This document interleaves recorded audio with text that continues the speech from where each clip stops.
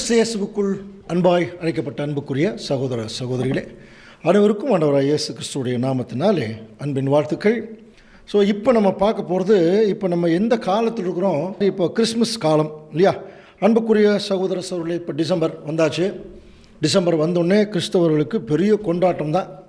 காரணம், நம்முடைய ஆண்டவர் இயேசு கிறிஸ்துடைய பிறந்த நாளை கொண்டாடுறோம் அப்படிங்கிற ஒரு விஷயம் இல்லையா? அதனால் உலகளாவிய ஒரு கொண்டாட்டமாக டிசம்பர் 25 இருக்கிறத நம்ம கவனிக்கலாம். இப்போது இந்த கிறிஸ்மஸ் என்கிற ஒரு பாடத்தை நம்ம இப்போ ஏன் நம்ம கவனிக்கணும் அப்படிங்கிறதுக்கு ஒரு முக்கியமான ஒரு காரணம் இருக்குது. அன்புக்குரிய சகோதர சகோதரிகளே, இந்த கிறிஸ்மஸ்க்கு கிறிஸ்மஸ்ன்னு சொல்கிறோம் இல்லையா, இதுக்கு எக்ஸ்மஸ்ன்னு கூட சொல்லுவாங்க இல்லையா? எக்ஸ்மஸ்னால் என்ன அர்த்தம்? அதாவது எக்ஸ் மாஸ் அப்படின்னு அர்த்தம். ஏன் இதை எக்ஸ் மாஸ்ன்னு சொல்கிறாங்க தெரியுங்களா? இன்றைக்கு நிறைய பேர், அதாவது சத்தியம் படிக்கக்கூடிய ஜனங்கள் கொஞ்சம் விழிப்புணர்வு வந்துருச்சு நிறைய பேருக்கு கிறிஸ்தவர்கள் மத்தியில். இப்போ நிறைய விஷயங்களை ஆராய்ச்சி பண்ண ஆரம்பித்தாச்சு. அப்படி ஆராய்ச்சி பண்ணும்போது நல்லா தெரியும், எல்லாருக்குமே ஓரளவுக்கு தெரியும், டிசம்பர் 25 ஆண்டவர் இயேசு கிறிஸ்துடைய பிறந்த நாள் இல்லை அப்படிங்கிறது தெரியும். இது காலங்காலமாக ஒரு பாரம்பரியமாக கொண்டாடிட்டு வர ஒரு விஷயம். ஆனால் ஒரிஜினலாக டிசம்பர் 25 ஆண்டவர் இயேசு கிறிஸ்துடைய பிறந்த நாள் இல்லைன்னு தெரியும். அதனால தான் இதுக்கு என்ன பேர் வச்சாங்கன்னா எக்ஸ் மாஸ்ன்னு பேர் வச்சாங்க. இப்போ நம்ம மேத்ஸில் நீங்கள்லாம் சின்ன வயசுலலாம் நம்ம கணக்கு போடும்போது பார்த்துருக்குறோம் இல்லையா? எக்ஸ்னா தெரியாதுன்னு அர்த்தம். எக்ஸ் என கொள்க, அப்புறம் அந்த எக்ஸ்ன்னு போட்டு ஒவ்வொரு விடையாக கொண்டு வந்து அப்புறம் கடைசியில் விடையை போடுவோம் இல்லையா? அந்த எக்ஸுங்கனாலே அது என்னன்னு தெரியாதுன்னு அர்த்தம். அதனால தான் கிரைஸ்ட் மாஸுங்கிறது அதனுடைய அர்த்தம். அப்போது கிரைஸ்ட் மாஸுங்கிறத ஏன் எக்ஸ் மாஸ்ன்னு சொன்னாங்கன்னா, டிசம்பர் 25 இயேசு கிறிஸ்து பிறந்த நாள் இல்லை அப்படிங்கிறது ஒரு விஷயம். ரெண்டாவது, அது எப்போ பிறந்தாருன்னு தெரியல. அதனால தான் டிசம்பர் 25 எக்ஸ் மாஸ்ன்னு அங்கே வச்சாங்க. சரி, இப்போ அடுத்த கேள்வி, அப்படின்னா டிசம்பர் 25 இயேசு கிறிஸ்து பிறந்தாரா? முதல் கேள்வி. இதெல்லாம் நான் கேட்கக்கூடிய கேள்வி எல்லாம் அன்புக்குரிய சகோதர சகோதரர்களே. இன்றைக்கி நம்மை காட்டிலும் மற்றவர்களெல்லாம் நிறைய பேர் வேதம் படிக்கிறாங்க, அவர்களெல்லாம் நிறைய ஆராய்ச்சி பண்ணுறாங்க. அவங்க கேட்குறாங்க, டிசம்பர் 25 பிறந்தாருங்கிறதுக்கு எங்கே ஆதாரம் இருக்குது? பைபிளில் எந்த ஆதாரம் கிடையாது. அப்போ டிசம்பர் 25 இயேசு கிறிஸ்து பிறந்தநாள் இல்லைங்கிறதும் தெரியும், பெரிய பெரிய போதகர்களுக்கே தெரியும்.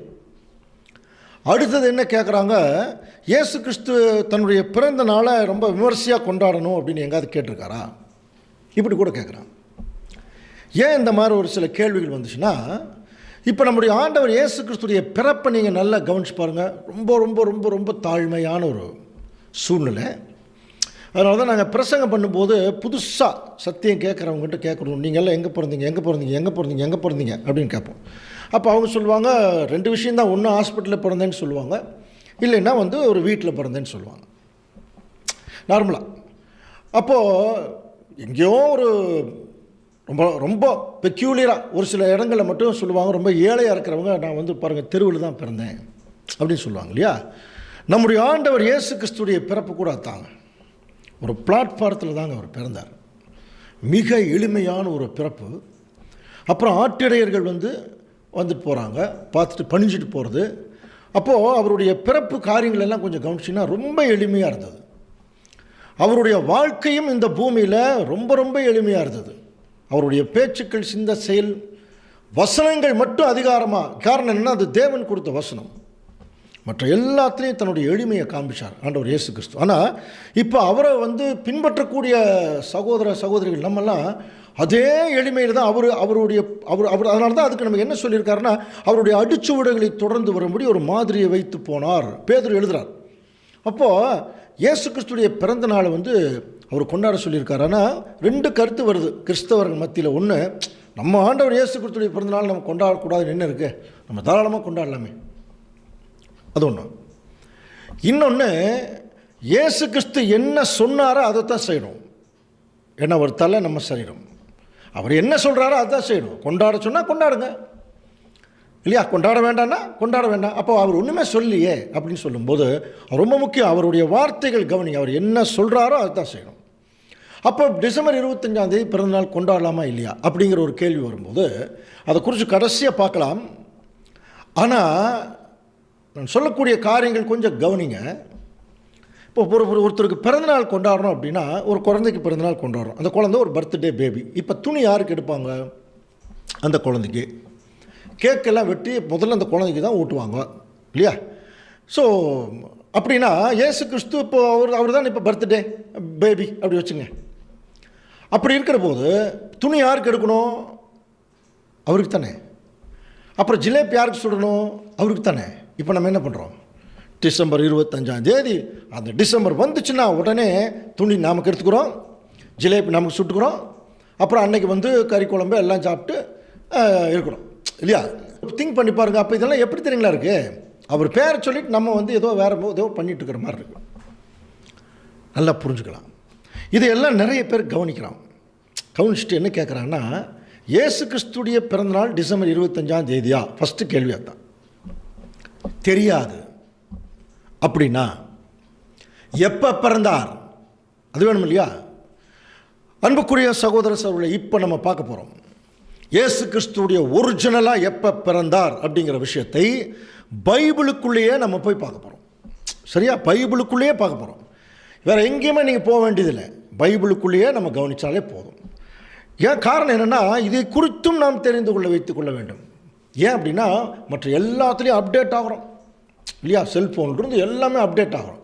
ஆனால் கிறிஸ்துவனுடைய ஒரு சத்தியம், பைபிள் வாக்கியங்கள், அதில் இருக்கக்கூடிய போதனைகள், அதில் மட்டும் இன்னைக்கு வரைக்கும் யாரும் அப்டேட் ஆகலை. எதுக்கு எடுத்தாலும் ஆசீர்வாதம், உங்களுக்கு வாக்கு தத்துவம், தேவன் இன்றைக்கு உங்களை ஆசீர்வதிப்பார், நாளைக்கு உங்களை ஆசீர்வதிப்பார்னு சொல்லி இப்படியே சொல்லி ஜனங்களை அதாவது ஒரு சுயநலத்துக்குள்ளே வழி நடத்திடக்கூடாது. அன்புக்குரிய சகோதர சகோதரி, நம்ம வந்து எது ஒரிஜினல் எது உண்மைங்கிறத சொல்லி ஆகணும். பைபிள் வசனம் ஆண்டவர் கூட சொல்கிறார், உங்களுடைய வசனமே சத்தியம்.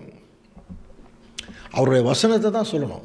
அந்த வசனத்தில் கூட தேவனுடைய டாக்ட்ரின் போதகம் இருக்கணும், அவருடைய திட்டம் இருக்கணும். அந்த திட்டத்தில் நமக்கு என்ன பங்கு, இதெல்லாம் தாங்க பைபிள் வசனம். சும்மா அப்படியே வந்து நம்ம ஸ்தோத்திரம்னு சொல்லிட்டு போகிறதுல எந்த வருமான அர்த்தம் இல்லை. அது எந்த வகையிலையும் தேவனையோ அல்லது ஆண்டவர் இயேசு கிறிஸ்துவையோ அது சந்தோஷப்படுத்தாது. நல்லா புரிஞ்சுக்கலாம். யோவான் கூட எழுதுகிறார், என் பிள்ளைகளே, வசனத்தினாலும் நாவினாலும் அல்ல, கிரியினாலும் உண்மையினாலும் அன்பு உறக்கணும். இதெல்லாம் நிறைய வசனங்கள் இருக்குது. ஓகே, இப்போ நம்ம என்ன செய்யலாம்? இயேசு கிறிஸ்து டிசம்பர் 25 பிறக்கலையா? இல்லை, பிறக்கவில்லை. அதுக்கு எந்த ஆதாரமும் யாரும் கொடுக்கல. அப்படின்னா இந்த ஆதாரம் எப்படி வந்துச்சுங்கிறத குறித்து நம்ம வந்து பின்னாடி சிந்திக்கிறதுக்கு முன்னால் இயேசு கிறிஸ்து எப்போ பிறந்தாருங்கிறத பாருங்கள். ஒரு சுவாரஸ்யமான ஒரு ஆராய்ச்சிக்குள்ளே போகிறோம். வாங்க, ஒரு அருமையான சுவாரஸ்யமான ஒரு ஆராய்ச்சிக்குள்ளே போகலாம். ஆண்டவர் இயேசு கிறிஸ்து டிசம்பர் 25 பிறக்கலைங்கிறதுக்கு 3 ரூபகாரங்கள் பைபிளில் இருக்குது. 2 ரூபகாரங்கள் வேதத்தை அடிப்படையாக கொண்டது, ஒரு ரூபகாரம் இயற்கையை அடிப்படையாக கொண்டது. அது இப்போ நம்ம பின்னாடி பார்க்குறோம். ஃபஸ்ட்டில் நம்ம கவனிக்கும்போது முதல் ரூபகாரம் 3ல் முதல்ல பார்க்க போகிறோம். அதாவது நம்முடைய ஆண்டவர் இயேசு கிறிஸ்து வந்து இந்த பூமியில் பிறக்கிற போது தேவதூதன் வந்தார் இல்லையா மரியாள் கிட்ட இல்லையா? தேவதூதன் மரியாள் கிட்ட வந்து என்ன சொல்கிறார் பாருங்கள். லூக்கா 1:30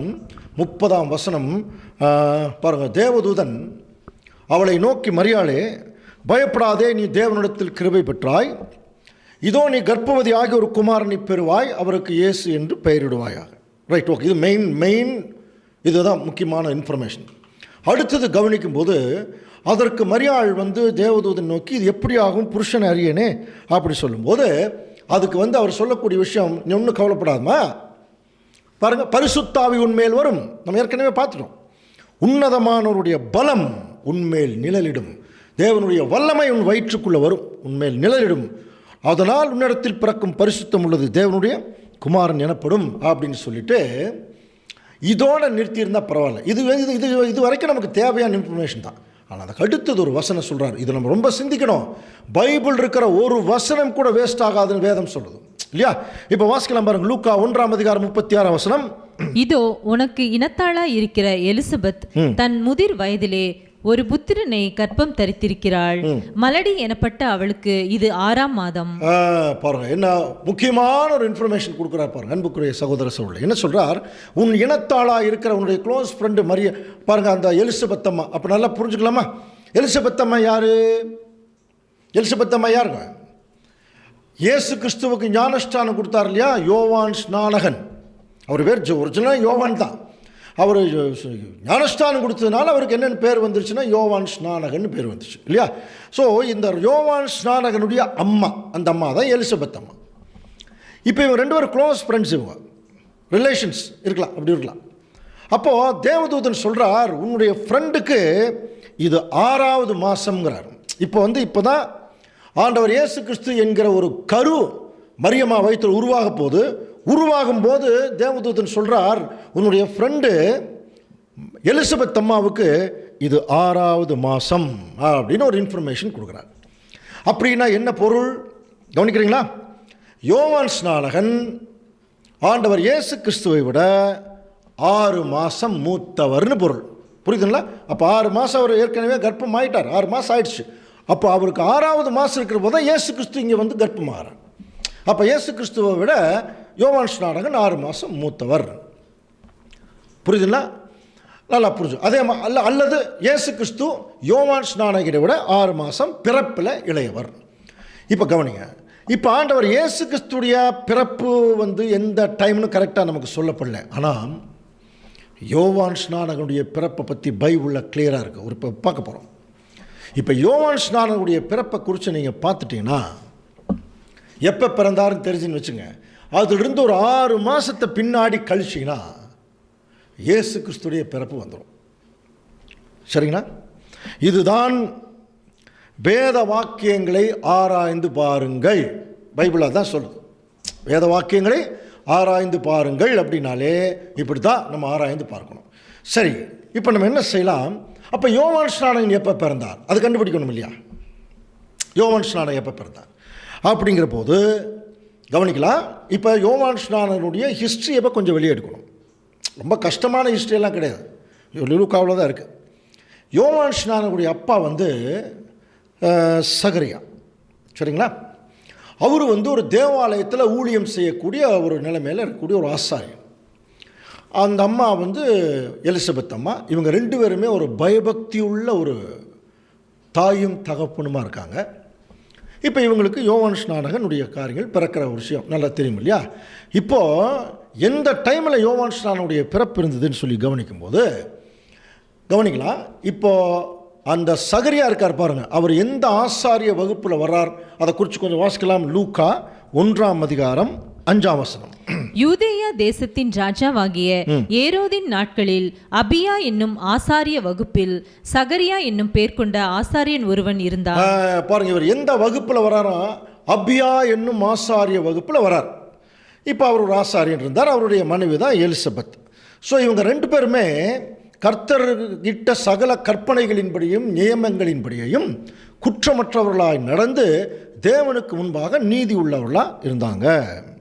ஆனால் அதே சமயத்தில் வழக்கம் போல் எலிசபெத்து மலடியாக இருந்தபடியால் அவளுக்கு பிள்ளை இல்லாது இருந்தது. சரிங்களா? ஸோ இப்படி ஒரு சூழ்நிலையில் இருக்கும்போது ஆக்சுவலாக இவங்களுக்கு கொஞ்சம் வயசாகிடுச்சு இல்லையா? இப்படி ஒரு சூழ்நிலை இருக்கும்போது அப்படி இருக்க எப்படி ஆரம்பிக்கிறவர்? அப்படி இருக்க அவன் தன் ஆசாரிய வகுப்பின் முறைப்படி தேவ சந்நிதியில் ஆசாரிய ஊழியம் செய்து வருகிற காலத்திலே அப்படின்னு இருக்கு. ஆசாரிய ஊழியம் செய்து வருகிற காலத்திலே ஆசாரிய ஊழியன் முறைமையின்படி அவன் தேவாலயத்துக்குள் பிரவேசித்து தூபம் காட்டுவதற்கு சீட்டை பெற்றான் அப்படின்னு இருக்கு. ஏதாவது புரிஞ்சுங்களா அன்புக்குரிய சகோதர சகோதரி? இவர் வந்து அபியா என்கிற ஆசாரிய வகுப்பில் வரார். சரியா?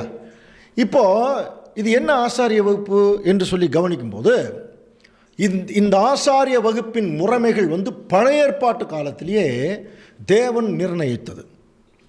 புரியுதுங்களா? ஆசாரியர்கள் அந்த நிர்ணயித்த ஆசாரிய வகுப்பில் அபியா என்கிற ஆசாரிய வகுப்பில் தான் இவர் வரார். இவருடைய டேர்ம் அப்படின்னு சொல்கிற மாதிரி இவருடைய முறை ஒரு டைம் வருது. அந்த டைம் வரும்போது நேராக போய் தேவாலயத்தில் போய் அந்த சீட்டு டோக்கன் வாங்கிட்டு போய் தேவாலயத்தில் போய் என்ன செய்கிறார்னா அங்கே ஊழியம் பண்ணுறதுக்கு என்ன செய்கிறார்? அந்த சீட்டை அவர் பெறார். சரியா? சரி, அப்படி சீட்டை பெறும்போது இப்போ கவனிங்க, இப்போ உள்ளே போயாச்சு, தேவாலயத்துக்குள்ளே உள்ளே போயிட்டார். உள்ளே போயிட்டு இருக்கும்போது இவர் வேலை செஞ்சிட்ருக்கிறார். பாருங்கள், லூக்கா 1:13 தேவதூதன் வந்து சகரியாவை பார்த்து பயப்படாதே, இப்போ உள்ள நடக்குது, உன் வேண்டுதல் கேட்கப்பட்டது, உன் மனைவியாகிய எலிசபெத் உனக்கு ஒரு குமாரனை பெறுவாள், அவளுக்கு யோவான்னு பெயரிடுவாயாக.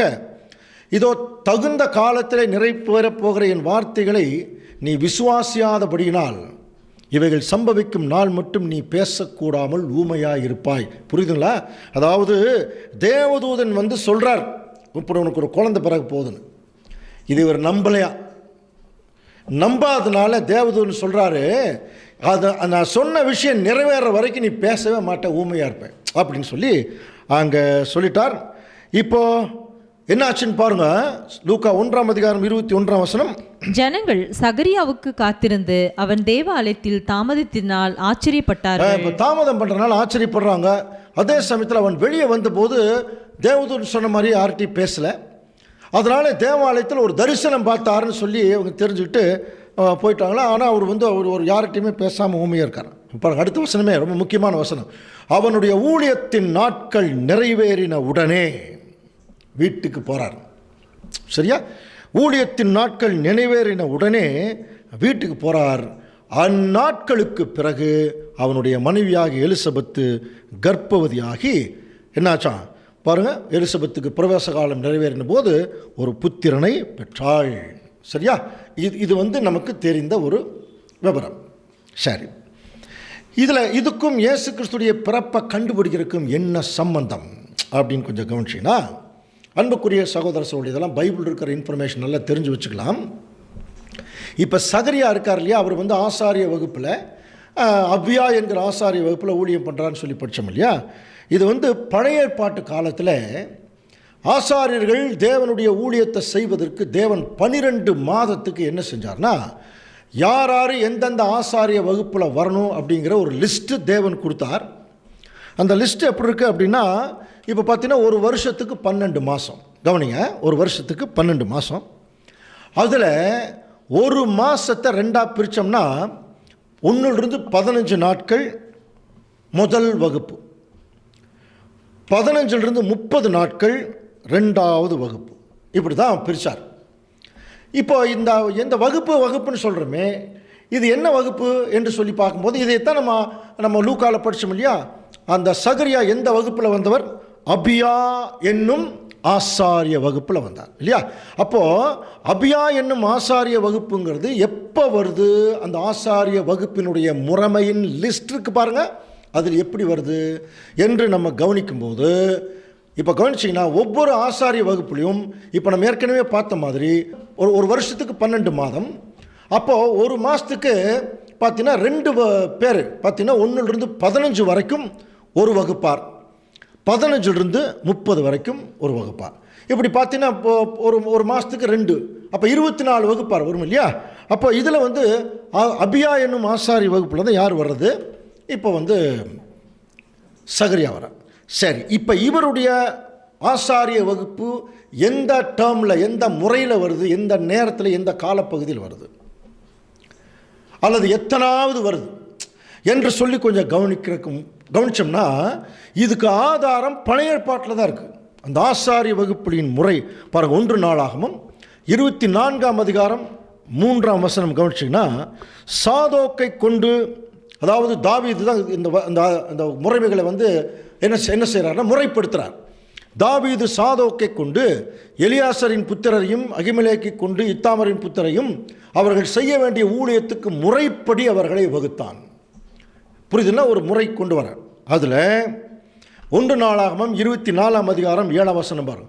முதலாவது சீட்டு, ஃபஸ்ட்டு டோக்கன் வாங்கினார்னு படிக்கணும் இல்லையா. அப்போ முதல் சீட்டு யாருக்கு வருதுன்னா யோயாரீமின் பேர் வழி, 2வது சீட்டு யதாயாவின் பேர் வழி, 3வது சீட்டு ஆரீமின் பேர் வழி, 4வது செயோரீமின் பேர் வழி, 5வது மல்கியாவின் பேர் வழி, 6வது மியாமீனின் பேர் வழி, 7வது அக்கோத்ஸின் பேர் வழி, 8வது அபியாவின் பேர் வழி. பாருங்க, அப்போ எத்தனாவது அபியாவின் பேர் வழி வருது? 8வது முறை வருது பாருங்க. இப்போ நம்ம ஏற்கனவே பார்த்தோம் இல்லையா, 1லிருந்து 15 வரைக்கும் ஒரு வகுப்பார், 15லிருந்து 30 வரைக்கும். அப்போ ஒரு மாதத்துக்கு 1, 2, அடுத்த மாதத்துக்கு 3, 4, அடுத்த மாதத்துக்கு 5, 6, அடுத்த மாதத்துக்கு 7, 8 இல்லையா.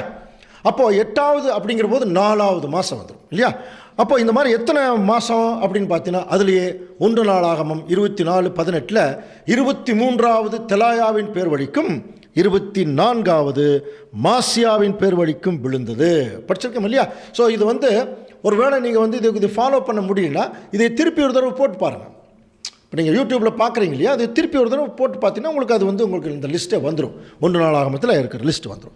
அப்போது அன்புக்குரிய சகோதர சகோதரி, இப்போ சகரியா வந்து அபியாங்கிற ஆசாரிய வகுப்பில் வர்றாருன்னா, இந்த அபியா என்கிற வகுப்பு எத்தனாவது வருது என்று சொல்லி பார்க்கும்போது 8வது வகுப்பாக வருது. அப்போ 8வதுங்கிறது எப்போது?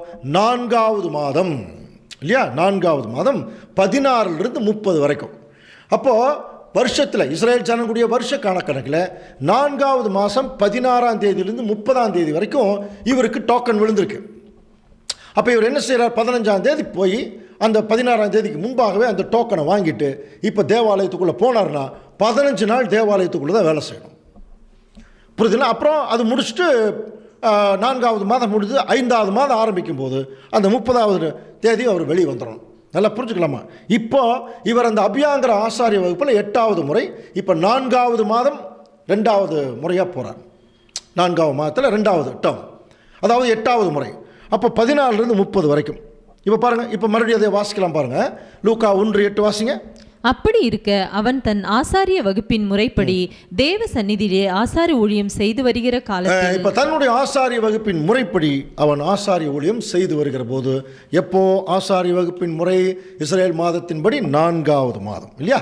அப்போ நல்லா புரிஞ்சுக்கலாமா? அப்போ 4வது மாதம் 15ஆம் தேதி கடைசியில் போய் அவர் என்ன செய்கிறார்னா, தேவாலயத்தில் அந்த சீட்டு டோக்கன் வாங்கிட்டு போய் 16லிருந்து 30 வரைக்கும் அவர் வேலை செய்கிறார். புரியுதா? இந்த டைமில் தான் தேவதூதன் வந்து சொல்கிறார், உனக்கு ஒரு குழந்தை பிறகு போகுது. அப்போ தான் சொல்கிறார். அப்போ அவர் நம்பலை. சொல்கிறார், நீ முடிச்சுட்டு போவேன், உனக்கு ஒரு குழந்தை பிறக்கிறதுக்கு ஒரு ஏற்பாடு நடக்கும், அது நடக்கும்போது நீ புரிஞ்சுக்குவேன், அது வரைக்கும் நீ ஊமையாக இருப்ப, அந்த மாதிரி சொல்லிட்டார் இல்லையா? ஸோ இப்போ நம்ம என்ன கவனிக்கணும்? அப்போ இந்த 4வது மாதம்ங்கிறது எது? இப்போ நமக்கு வந்து தமிழ் மாதம் இருக்கு இல்லையா? நமக்கு தமிழ் மாதம்னு எதை சொல்லுவோம்?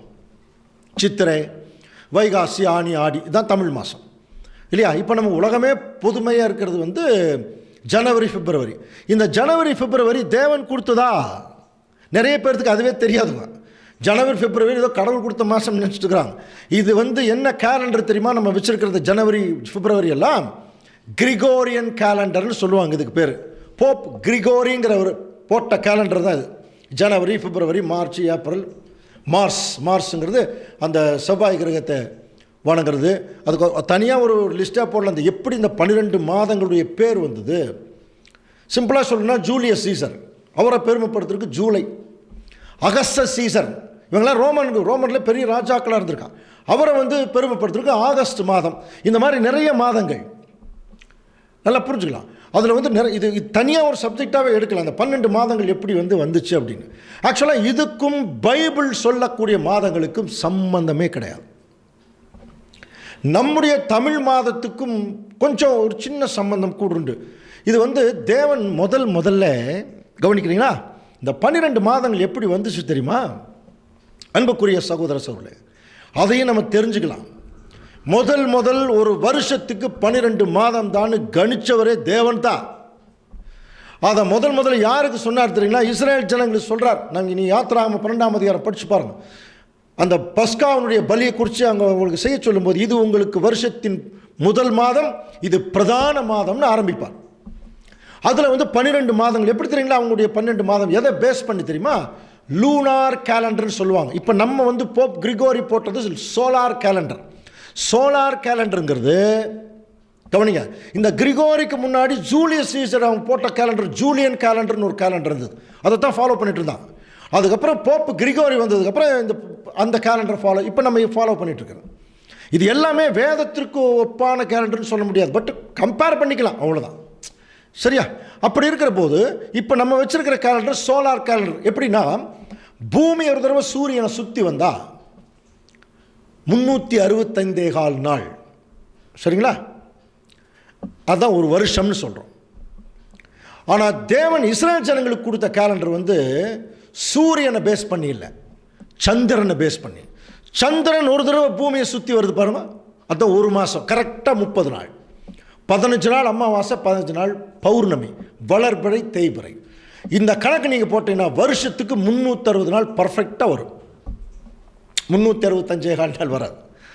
இதைத்தான் தேவன் இஸ்ரேல் ஜனங்களுக்கு கொடுத்தார். இன்னைக்கும் முஸ்லீம் சகோதரர்கள் இதைத்தான் ஃபாலோ பண்ணிட்டுருக்காங்க. அதனால தான் அந்த ரம்ஜான் டைம்லாம் அந்த பெற பார்க்குறேன்னெல்லாம் சொல்கிறாங்க இல்லையா. ஸோ இதை பேஸ் பண்ணி தான். சரி, அது ஒரு வகை. ஓகே, இப்போ நம்ம கொஞ்சம் கவனிச்சு பார்த்தீங்கன்னா இந்த அப்படின்னா இஸ்ரேல் மாதம் எங்கே இருக்குது? இது எங்கே போய் கண்டுபிடிக்கிறது? பைபிளில் தான் இருக்குது. பைபிளில் தான் இருக்குது. தேவன் முதல்ல இஸ்ரேல் ஜனங்களுக்கு தாங்க இந்த 12 மாதம் கொடுத்தாரு. அந்த 12 மாதத்துலேயே எப்படி பிரித்தார்னா, முதல்ல ஒரு விதைப்பு, அப்புறம் நான் ஒரு 3 மாதம் கழிச்சு ஒரு அறுவடை, அதுக்கப்புறம் ஒரு விதைப்பு, இப்படியே பேஸ் பண்ணியே அவங்களுக்கு அந்த 12 மாதத்தை அவங்க கால்குலேட் பண்ணிட்டு வருவாங்க.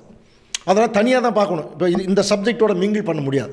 ஏதோ ஒரு சந்தர்ப்பத்தில் தேவன் நமக்கு அதை வெளிப்படுத்தினா அதை நம்ம தெரிஞ்சுக்கலாம். ஓகே, ஸோ இப்போது கொஞ்சம் பாருங்கள், இஸ்ரேல் ஜனங்களுடைய மாதங்கள் கொஞ்சம் கவனிச்சிங்கன்னா பாரு. இப்போ உங்கள் முன்னாடி டிஸ்பிளே பண்ணியிருக்கு இல்லையா.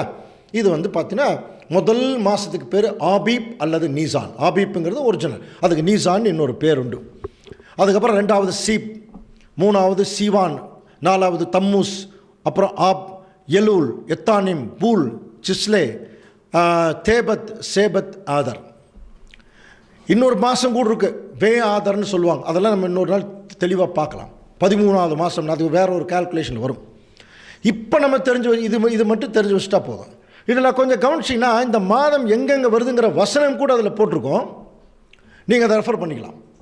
சரிங்களா, ரெஃபர் பண்ணிக்கலாம். இப்போவும் இஸ்ரேலில் இதே மாதங்கள் தான் இருக்குது.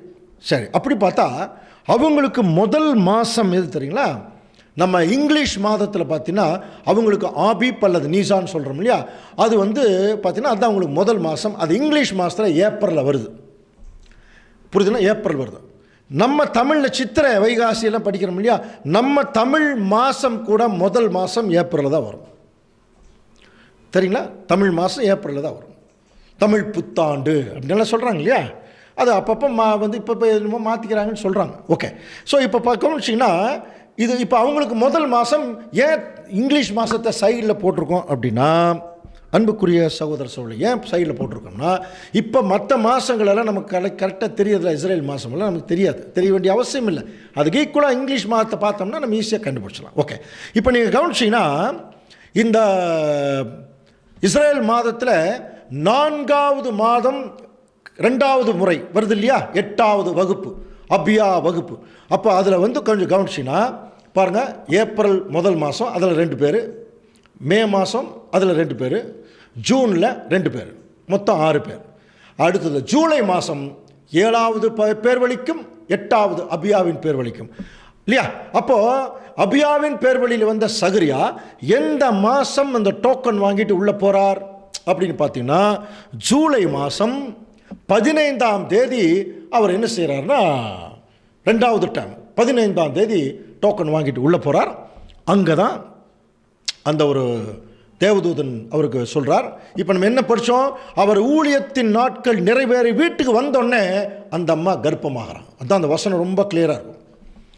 அப்போ ஜூலை மாதத்தில் முடித்து அவர் தன்னுடைய ஆசாரிய ஊழியத்தை முடிச்சுட்டு ஆகஸ்ட் ஃபஸ்ட்டு வீக்கில் உள்ள வரார். வீட்டுக்கு வரும்போதே அந்த அம்மா இப்போ என்ன செய்கிறாங்க, கர்ப்பமாகறாங்க. யோசனை பண்ணிப்பாங்க. அப்போ ஆகஸ்டில் கர்ப்பமானால் கரெக்டாக 6 மாதம் கழித்து யார் கர்ப்பமாகிறதுன்னு படித்தோம். யார் கர்ப்பமாகிறது? மரியம்மா. நல்லா புரிஞ்சுங்க. அப்போ July, August, September, October, November, December பாருங்கள். அதிலிருந்து கால்குலேட் பண்ணிங்கன்னா அங்கே ஜனவரியில் பார்த்தீங்கன்னா ஆண்டவர் இயேசு கிறிஸ்து கர்ப்பமாகிறார். புரியுதா? அதான் 6 மாதம் அப்படின்னு சொன்னார் பாருங்கள். அந்த தேவதூதன் சொன்னார் இல்லையா, மலடி எனப்பட்ட உன்னுடைய ஃப்ரெண்டுக்கு இப்போ 6 மாதம். அப்போது கவனிக்கிறீங்களா, அப்போது ஆகஸ்டில் அந்த அம்மா கர்ப்பமாகறாங்க. கரெக்டாக 6 மாதம் கழித்து ஜனவரி. அப்போ ஜனவரியில் யார் கர்ப்பமாகிறது? மரியம்மா கர்ப்பமாகறாங்க. நீங்களே சொல்லுங்கள், ஜனவரியில் கர்ப்பமானால் டிசம்பர்லேயே குழந்தை பிறக்கும், 12வது மாதத்துலேயே குழந்தை பிறக்கும். குழந்தை என்ன தெரியுங்களா, 10 மாதத்தில் பிறக்கிறது தான் குழந்தை. நமக்கு நல்லா தெரியும் இல்லையா, கரெக்டாக 10 மாதம். அன்புக்குரிய சகோதர சொல்லி அப்படியே நீங்கள் ஜனவரியிலேருந்து கால்குலேட் பண்ணி போனீங்கன்னா பார்த்தீங்கன்னா அக்டோபர் மாதம் தாங்க 10வது மாதம். புரியுதா? இதில் ஜனவரியிலேருந்து கால்குலேட் பண்ணிகிட்டே போனீங்கன்னா கரெக்டாக 10வது மாதம் அக்டோபர் வரும். அப்படின்னு நல்லா புரிஞ்சுக்கலாமா? இயேசு கிறிஸ்துடைய ஒரிஜினலாக பிறந்த மாதம் இந்த அழகான ஒரு தீர்க்க தரிசனத்தின்படி அக்டோபர் மாதம் முதல் வாரம் தாங்க ஆண்டவர் இயேசு கிறிஸ்து பிறந்தது. புரியுதா? அக்டோபர் மாதம் முதல் வாரம். நான் சொல்கிறது உங்களுக்கு புரிஞ்சிருக்கும்னு நினைக்கிறேன்.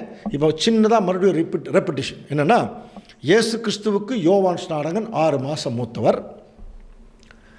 புரியுதா? அப்போ இயேசு கிறிஸ்து யோவான் ஸ்நானகன் பிறந்து 6 மாதம் கழித்து தான் இயேசு கிறிஸ்து பிறக்கிறார்.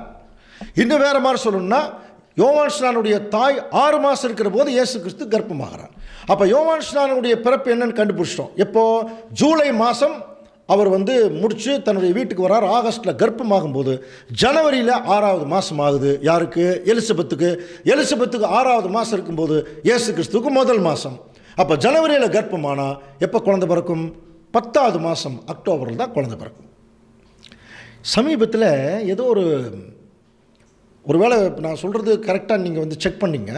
டிசம்பர் மாதத்தில் மரியாள் கர்ப்பமான நாள்னு ஏதோ எங்கேயோ ஒரு இடத்துல பார்த்தோம், ஒரு கேலண்டர்லேயும் ஏதோ பார்த்தோம். அது எது கரெக்டாக இல்லைன்னு தெரில. நீங்கள் ஒரு வேளை நீங்கள் அதை குறித்து ஏதாவது ஆராய்ச்சி பண்ணி நான் செக் பண்ணிங்க. அப்போ அது பார்க்கும்போது என்ன தோணுச்சுன்னா, அது எப்படி டிசம்பரில் ஜனவரியில் கர்ப்பமான டிசம்பரில் எப்படி குழந்தை பிறக்கும் இல்லையா? ஜனவரியில் கர்ப்பமாக தான் அக்டோபரில் தான் குழந்தை பிறக்கும். அன்புக்குரிய சகோதர சொல்லே, ஒரிஜினலாக ஆண்டவர் இயேசு கிறிஸ்துடைய பிறப்பு அக்டோபர் முதல் வாரம். அக்டோபர் முதல் வாரம்னு நமக்கு வேறு ஒன்று ஞாபகம் வரும். சொல்லுங்க பார்க்கலாம், என்ன ஞாபகம் வரும்?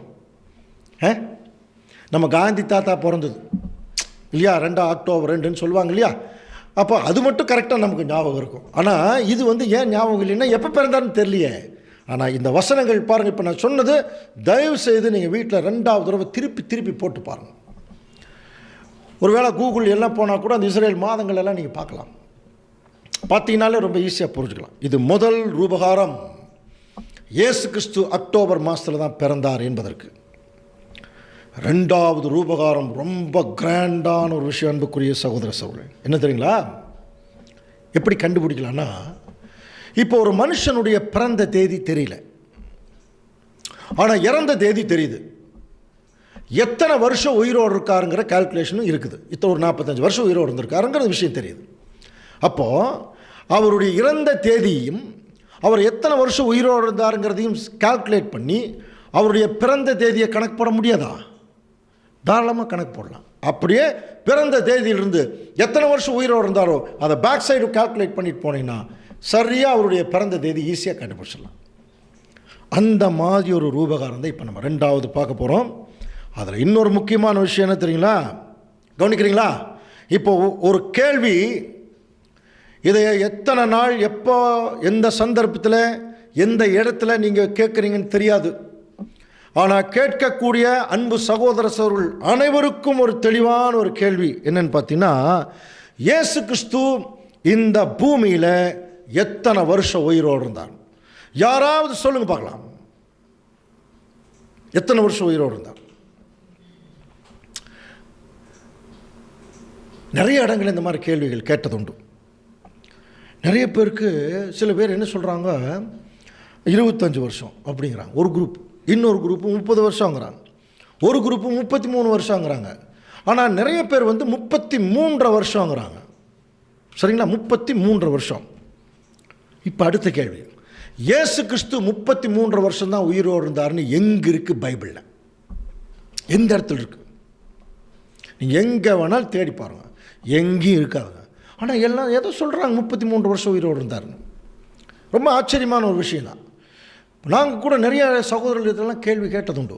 மூத்தவங்க கிட்ட சொல்கிறாங்க 33 வருஷம். எப்படின்னு கேட்டால் தெரில. பெரிய பெரிய போதர்கள்ட்ட கேட்பாருங்க, சொல்லுவாங்க, எப்படின்னு கேட்டால் தெரியாது. ரொம்ப ஆச்சரியமான ஒரு விஷயம் என்னன்னு பார்த்தீங்கன்னா, ஆண்டவர் இயேசு கிறிஸ்து 33 வருஷம்தான் உயிரோடு இருப்பார் அப்படின்னு டைரக்டாக எங்கேயும் வசனம் இல்லை. அதற்கு பதிலாக ஒரு பெரிய தீர்க்க தரிசனம் இருக்குது பைபிளில். அந்த தீர்க்க தரிசனத்தின் அடிப்படையில் தான் 33 வருஷங்கிறத நம்ம கண்டுபிடிக்க முடியும். இதை எங்களுக்கெல்லாம் சத்தியம் சொல்லிக் கொடுத்த மிக மூத்த சகோதரர்கள் ரொம்ப தெளிவாக ஆராய்ச்சி பண்ணி சொன்னாங்க. அது எப்படியோ வந்துருச்சு வெளியே. ஆனால் 33 வருஷம்னு தெரியுது. ஆனால் எப்படிங்கிறது நிறைய பேர்த்துக்கு தெரியாமல் ஒரு சூழ்நிலை. ஆனால் இப்போ தேவன் ஒரு அருமையான வாய்ப்பை கொடுக்குறார், ஒரு தீர்க்க தரிசனத்தை புரிந்து கொள்வது. நம்ம ஏற்கனவே ஹவு டு ஸ்டடி பைபிள்னு ஃபஸ்ட்டு கிளாஸ் எடுத்து ஞாபகம் இருக்கலாம். தீர்க்க தரிசனங்கள் எப்படி புரிஞ்சுக்கிறது, அதே மாதிரி ஒரு தீர்க்க தரிசனத்தை இப்போ நம்ம பார்க்க போகிறோம்.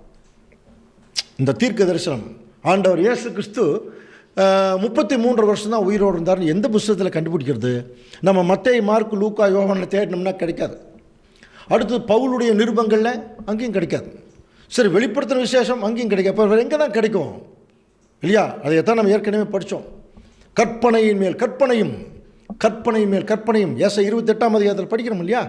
பிரமாணத்தின் மேல் பிரமாணமும், பிரமாணத்தின் மேல் பிரமாணமும், இங்கே கொஞ்சமும் அங்கே கொஞ்சமுமாக இருக்கும். அடுத்தது, வேத வாக்கியங்களை ஆராய்ந்து பாருங்கள், தேடி வாசியங்கள், இவைகளில் ஒன்றும் குறையாது, ஜோடி இல்லாமல் இருக்காது. பைபிள் வசனம் இதெல்லாம் பைபிளில் இருக்கக்கூடிய மிகப்பெரிய ரகசியங்கள். இந்த விவரம் தெரியாமையே பைபிள் எல்லாம் படிச்சுட்டு வந்தோம்னா ஒன்றுமே கண்டுபிடிக்க முடியாதுங்க. சும்மா ஜெனரல் வசனங்களை மனப்பாடம் பண்ணிட்டு வேணால் போகலாம். ஆனால் இப்போ கவனிங்க, ஒவ்வொரு தீர்க்க தரிசனத்தையும் ஹேண்டில் பண்ணுற விதம்னு ஒன்று இருக்குது. பவுல் எழுதுவார் எபிரேயருக்கு எழுதும்போது பாருங்கள், பலமான ஆகாரத்தை பற்றியில் சொல்லும்போது நீங்கள் எல்லாம் பால் குடிச்சிட்டுக்கிறீங்க, நீங்கள் பலமான ஆகாரத்தை நீங்கள் உங்களால் கிரகிக்க முடியல. பால் உண்கிறவன் குழந்தையாக இருக்கிறான், அதனால் நீதியின் வசனத்தில் பழக்கம் இல்லாதவனாக இருக்கிறான்னு வசனம் இருக்குது எபிரேயர் 5ஆம் அதிகாரத்தில். புரியுதுங்களா? அப்போது வசனத்தை படிக்கணுமா பழகணுமா அப்படின்னா, சத்தியத்தில் தேர்ந்தவர்கள் வசனத்தோட பழகியிருப்பாங்க. சத்தியமே தெரியாமல் இருக்கிறவங்க படிச்சுக்கிட்டே இருப்பாங்க. அவ்வளோதான். நம்ம படிக்கிறது யார் வேணாலும் படிக்கலாங்க. தேவன் படிக்கிறதையும் விரும்புகிறார், ஆனால் பழகிறத ரொம்ப அதிகமாக விரும்புகிறார். புரியுதுங்களா? பிதாவாகிய தேவனோடும் ஆண்டவர் இயேசு கிறிஸ்துவை பற்றியும் தெரிஞ்சுக்கணும்னு விரும்புகிறீங்களா? அவர்களோட பழகணும்னு விரும்புகிறீங்களா? தெரிந்து கொள்ள வேண்டும் என்று விரும்புகிறவர்கள் தெரிந்து மட்டும்தான் வச்சுக்குவாங்க. பழக விரும்புகிறவர்கள் ஒன்றி விடுவாங்க, அவர்களோட தேவனோடையே போயிடுவாங்க. இப்போ நம்மக்கிட்ட அதுதான் தேவன் விரும்புகிறார். சரி, ஓகே. அன்புக்குரிய சகோதர சொல்லி, அப்படின்னா எந்த புஸ்தகத்தில் ஆண்டவர் இயேசு கிறிஸ்து 33 வருஷம் உயிரோடு இருந்தார் என்பதை குறித்த ஒரு தீர்க்க தரிசனம் இருக்குது என்று சொல்லி கவனிச்சின்னா, பழைய ஏற்பாட்டு காலத்தில் வேர்ல்டு ஹிஸ்ட்ரி, பைபிள் இருக்கிற புஸ்தகத்திலேயே உலக சரித்திரத்தை உள்ளடக்கிய ஒரு புஸ்தகம் அப்படின்னா அது எந்த புஸ்தகம் தெரியுதா? தானியேல் தீர்க்க தரிசன புஸ்தகம். நம்ம ஏற்கனவே 5ஆம் உலக பேரரசு படிச்சிருக்கோம். இல்லை, தானியேல் புஸ்தகத்தினுடைய சிறப்பு என்ன தெரியுங்களா? கவனிக்கலாம். அதாவது இந்த உலக சரித்திரத்தில் கிமு 2000 வருஷத்துக்கு முன்னாடி வரைக்கும் இந்த உலகத்தில் என்ன நடந்ததோ அது மட்டும்தாங்க ரெக்கார்டாக இருக்குது. அதுக்கப்புறம் கிபி 2020 இப்போ வந்துட்டோம். ஆனால் கிமு 2000க்கு முன்னாடி என்ன நடந்ததுன்னு யாருக்குமே தெரியாது. பைபிளில் மட்டும்தான் இருக்குது. எங்கே போனாலும் நீங்கள் கண்டுபிடிக்க முடியாது. பைபிளில் மட்டும்தான் அதுக்கு தெளிவான ஆதாரம் இருக்குது. கிமு 2000 வருஷம் நூல் பிடிச்ச மாதிரி ஆதாமிலிருந்து இன்னைக்கு வரைக்கும் அந்த காலக்கணக்கு தேவன் கரெக்டாக சொல்லிட்டு வரோம். இனி வரக்கூடிய வகுப்பில் நம்ம பார்க்க போகிறோம். ஆதாமிலிருந்து இன்னைக்கு வரைக்கும் எத்தனை வருஷங்களாக இருக்குது காலக்கணக்கில் பார்க்கலாம். ஸோ அன்புக்குரிய சகோதர சொல்லி, இது கொஞ்சம் தானியேல் தீர்க்க தரிசனத்துக்குள்ளே போகும்போது, இப்போ நம்ம எந்த ஒரு தீர்க்க தரிசனத்தை பார்க்க போகும்போது, தீர்க்க தரிசன புஸ்தகத்தை பார்க்கணுன்னா அதுக்குள்ள இருக்கிற சத்தியத்தை வெளியெடுக்கணும்னு வைங்களேன். முதல்ல என்ன தெரியணும்? அந்த தீர்க்க தரிசன புஸ்தகத்துடைய பேக்ரவுண்டு தெரியணும். புரியுதுங்களா? அதுக்கு பேக்ரவுண்ட் ஆரிஜின் என்னன்னு தெரிஞ்சால் தான் அந்த தீர்க்க தரிசனத்தை படிக்கும்போது அது புரியும். அந்த அடிப்படையில் இஸ்ரேல் ஜனங்கள் தேவன் இவங்களுக்கு இன்னொரு கானான் தேசத்தில் கொண்டு போய் அவங்க செட்டில் பண்ணார். அந்த ஜனங்கள் அங்கே சோரம் போயிட்டாங்க. அதனால் என்ன ஆயிடுச்சு? புறஜாதிகள் பாருங்கள், பாபிலோன், மேதோ பெர்ஷியா, கிரேக்க ராஜ்யம், ரோம ராஜ்யம்லாம் படிக்கிறோம் இல்லையா? இந்த மாதிரி போயிட்டாங்க. நிறைய புறஜாதிகளுக்குள்ளே சிறைப்பட்டு போனாங்க. அப்படி பாபிலோனுக்கு சிறைப்பட்டு போகும்போது, இஸ்ரேல் ஜனங்க சிறைப்பட்டு போகும்போது தானியேலும் உள்ளே இருக்கார். தானியேல் ஒரு தேவன் பேரில் வைராக்கியம் உள்ள ஒரு தேவ மனுஷன். அவர் தேவனை நோக்கி ஜெபம் பண்ணிகிட்டே இருக்கார். என்ன பண்ணுறாருனா, அவர் தான் இந்த உலக ராஜ்யங்களை பற்றி தெளிவாக அந்த சிலையை பற்றி சொன்னார் இல்லையா? ஒரு மிகப்பெரிய ஒரு சிலை, அது உடஞ்சி விழுந்தது என்னன்னு சொன்னார். அது நம்ம ஏற்கனவே சப்ஜெக்டாக பார்த்துட்டோம். அதுக்கு அடுத்தது இன்னும் மறுபடியும் அடுத்து பார்க்க போகிறோம்.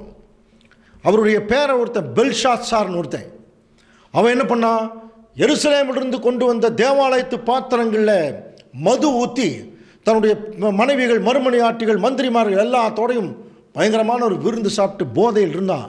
அப்போ ஒரு கை வந்து ஒரு ஜட்ஜ்மெண்ட் எழுதுச்சு. அப்போ சொன்னாங்க, உங்கள் தாத்தா காலத்தில் ஒருத்தர் இருந்தாருங்க தானியல்னு, அவர் தான் வந்து அதை ரிவீல் பண்ணார், வெளிக்கொண்டு வந்தார், அவரை கூப்பிடுங்க. கூப்பிட்டு கேட்கும்போது சொன்னார், இன்றைக்கி நைட்டே நீ செத்து போயிடுவேன்ட்டார் இல்லையா.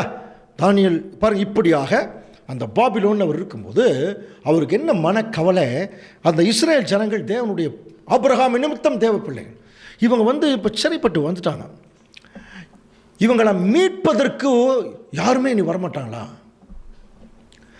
இவங்க சாப்டர் முடிஞ்சுதா? பாபிலோன்லேயே அழிஞ்சு சாக வேண்டியதானா? அல்லது இவங்க வந்து ஏன் இப்படி வந்தாங்க? தப்பு பண்ணிட்டாங்க, நிறைய நியாயப்பிரமாணத்தின் அடிப்படையில் தப்பு பண்ணிட்டாங்க. அப்போ இந்த தப்பு பண்ணியாச்சு, இவங்களுக்கு ஒரு விடிவு காலம் இல்லையா?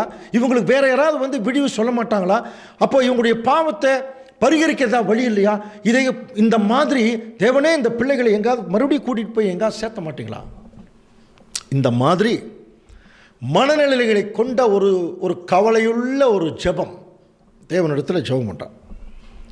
அது எப்படி ஜெபம் பண்ணுறாருன்னா, தேவனே நாங்கள்லாம், நீங்கள் வனாந்திரத்துல எல்லாம் வழி நடத்திட்டு வந்தீங்க, நாங்கள்லாம் தப்பு பண்ணோம். ஆக்சுவலாக அங்கே தானியேலே இல்லை, அவர் தன்னையும் சேர்த்துக்கிட்டு தன்னை தாழ்மைப்படுத்தி தேவன்கிட்ட ஜெபம் பண்ணும்போது தேவன் ஒரு ஆறுதலான ஒரு தீர்க்க தரிசனம் அங்கே கொடுத்தார் தானியேலுக்கு. இது தானியேலுக்கு எந்த அளவுக்கு புரிஞ்சுதோ இல்லையா, இப்போ நமக்கு நல்லா புரியணும். எப்படி ஆரம்பிக்கிறார் பாருங்க. தானியேல் 9ஆம் அதிகாரம் 24ஆம் வசனம் வாசிக்கலாம். மீறுதலை தவிர்க்கிறதற்கும் பாவங்களை தொலைக்கிறதற்கும் அக்கிரமத்தை நிவிர்த்தி பண்ணுகிறதற்கும் நித்திய நீதியை வருவிக்கிறதற்கும் தரிசனத்தையும் தீர்க்க தரிசனத்தையும் முத்திரிக்கிறதற்கும் மகா பரிசுத்தம் உள்ளவரை அபிஷேகம் பண்ணுகிறதற்கும் உன் ஜனத்தின் மேலும் உன் பரிசுத்த நகரத்தின் மேலும் 70 வாரங்கள் செல்லும்படி குறிக்கப்பட்டிருக்கிறது. நீண்ட வசனம், ஒரு பெரிய வசனம் கொடுக்குறார். எப்படி தானியேல்கிட்ட சொல்றார், பார்ப்பா மீறிட்டாங்க இஸ்ரேல் ஜனங்க, பாவம் செஞ்சுட்டாங்க, அக்கிரமம் பண்ணிட்டாங்க, நீதியை அவங்க வருவிக்கலை. இப்போ நான் என்ன செய்ய போகிறேன் கவனி. நீ உன்னுடைய பிள்ளைகள் இந்த இஸ்ரேல் ஜனங்களை வந்து மீட்கிறதுக்கு ஏதாவது வாய்ப்பு இருக்குதா, அவங்களுக்கு ஏதாவது தண்டனை கொடுக்குறீங்களான்னு கேட்குறது தானே. இப்போ நான் சொல்கிறேன் பார் அப்படின்ட்டு ஆரம்பிக்கிறார். மீறுதலை தவிர்க்கிறதற்கும் பாவங்களை தொலைக்கிறதற்கும் அக்கிரமத்தை நிவர்த்தி பண்ணுகிறதற்கும் நித்திய நீதியை வருவிக்கிறதற்கும் தரிசனத்தையும் தீர்க்க தரிசனத்தையும் முத்திரிக்கிறதற்கும், கவனிங்க ரொம்ப முக்கியமான வார்த்தை, மகா பரிசுத்தம் உள்ளவரை அபிஷேகம் பண்ணுகிறதற்கும். யாருங்க மகா பரிசுத்தம் உள்ளவர்? ஆண்டவர் இயேசு கிறிஸ்து. அங்க கிறிஸ்துவை பற்றி பேசுறாருங்க. அவர் வந்து தான் இந்த வேலையை செய்ய போறாராம். மீறுதலை தவிர்க்கிறது அப்படின்னா புரியுதா? மீறிட்டே இருந்தாங்க, அதுக்கு பதிலாக இயேசு கிறிஸ்து கீழ்ப்படிஞ்சு காட்டுறார். பாவம் செஞ்சுட்டு இருந்தாங்க, அதுக்கு பதிலாக இயேசு கிறிஸ்து பாவங்களுக்காக தன்னை ஜீவ பலியாக கொடுக்குறார். அக்கிரமம் பண்ணிட்டு இருந்தாங்க, கிறிஸ்து வந்து அதை கிரமமாக மாத்துறார், சொல்லி கொடுக்குறார். நித்திய நீதியை வருவிக்கிறார் இந்த பூமியில். அதே சமயத்தில் இந்த பூமிக்கு வந்தோன்ன முதல் எல்லாத்தையும் சீல் பண்ணாராம். நம்ம திருத்துவம் சப்ஜெக்டில் படித்தோம் இல்லையா? தேவன் ஆண்டவர் இயேசு கிறிஸ்துவ இந்த பூமியில் அனுப்பும்போது என்ன சொல்லி அனுப்பினார்? ஏசாயாவில் படிக்கிற முடியும் 6ஆம் அதிகாரத்தில், நீ போய் எல்லாருடைய கண்களை மூடி போடு, அதுதான் சீல் பண்ணுறது. அப்போ முதல் வருகையை குறித்து பேசுகிறார். இயேசு கிறிஸ்து வந்து தரிசனத்தையும் தீர்க்க தரிசனத்தை சீல் பண்ணாராம்.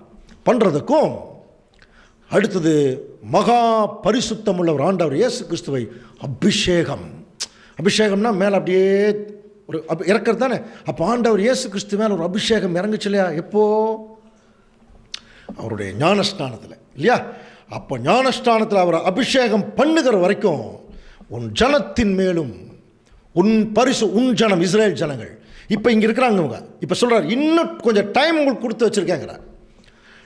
பாருங்கள், உன் ஜனத்தின் மேலும் உன் பரிசுத்த நகரத்தின் மேலும் 70 வாரங்களும்படி குறிக்கப்பட்டிருக்கிறது. இன்னும் சொல்ல போனால், இன்னும் உன் ஜனத்துக்கு ஆண்டவர் இயேசு கிறிஸ்து இந்த பூமியில் வந்து அவங்களுக்கு சில காரியங்களை செய்கிற வரைக்கும் இன்னும் மொத்தமாக ஒரு 70 வாரம் டைம் கொடுக்குறேன், அதுக்குள்ளே திருந்திர சொல்லு. அதுதான் அதனுடைய அர்த்தம். புரியுதா? அப்போ 70 வாரங்கள் உனக்கு டைம் தரேன். சரி, இந்த 70 வாரங்கள் எங்கே ஆரம்பிக்குது? நல்லா புரிஞ்சுங்களா? 70 வாரங்கள் எங்கே ஆரம்பிக்குது? அதுக்கு ஒரு காலக்கணக்கு சொல்கிறா பாருங்க. தானியேல் 9:25 வாசிங்க.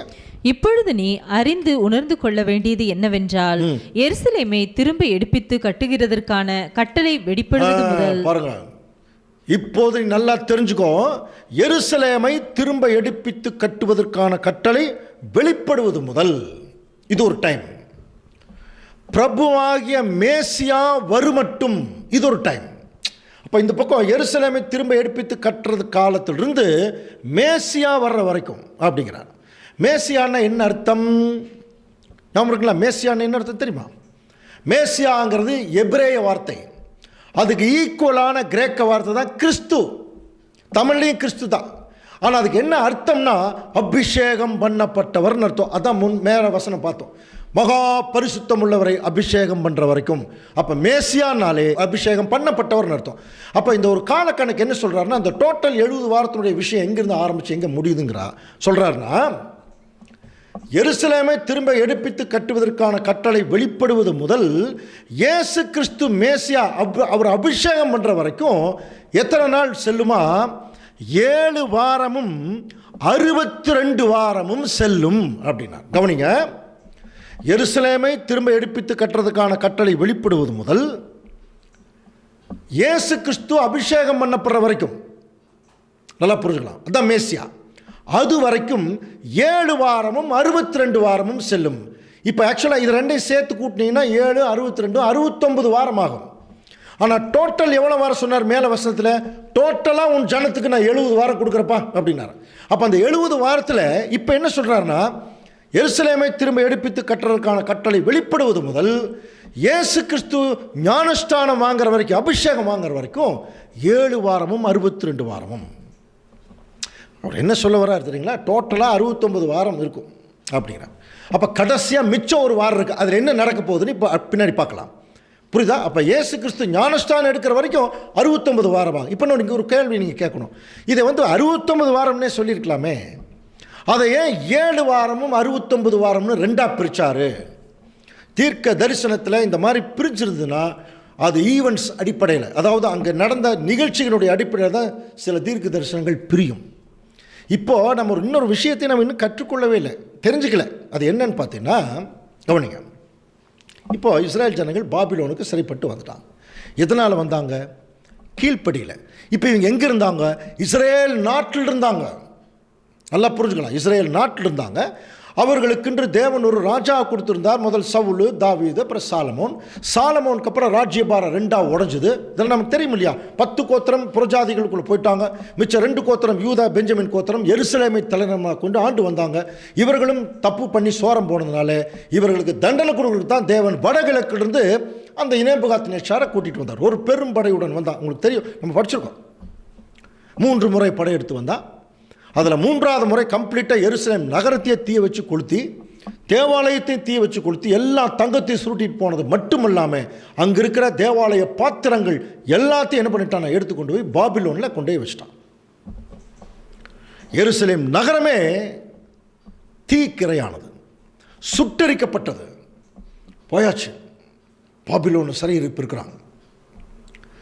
தேவன் வந்து பார்க்குறாரு.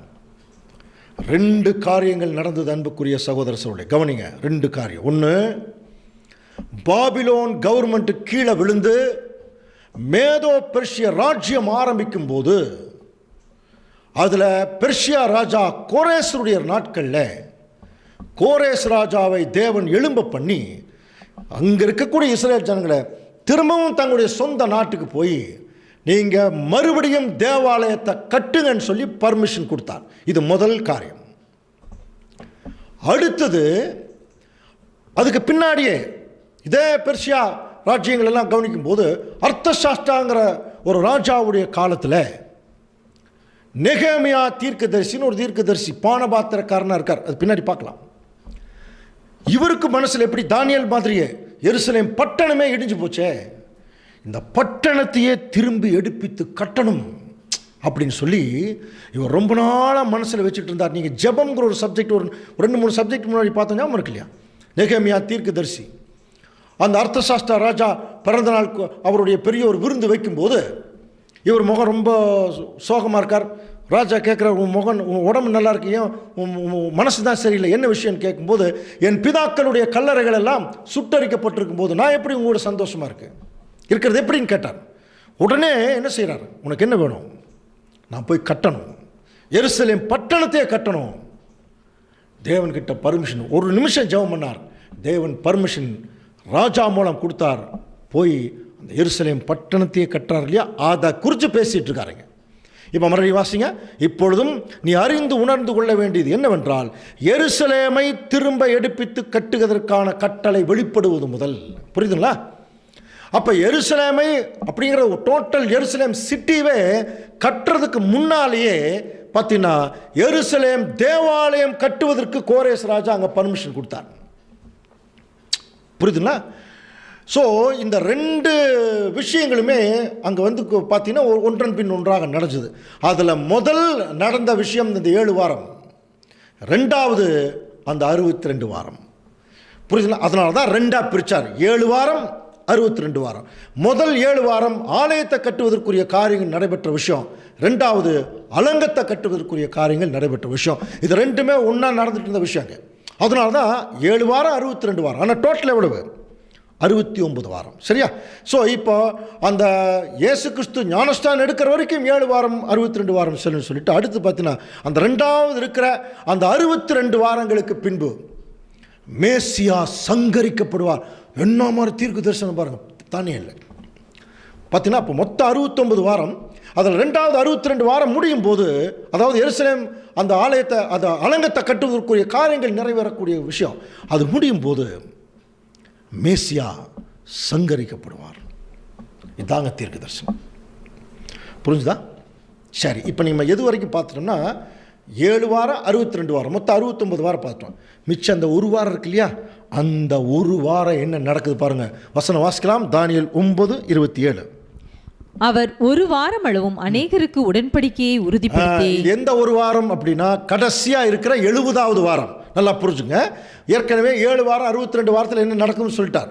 இப்போ கடைசி இருக்கிற 70வது வாரம்ங்கிறது அந்த 1 வாரம் கடைசியாக அந்த 1 வாரம் அளவும் அநேகருக்கு உடன்படிக்கையை உறுதிப்படுத்தி.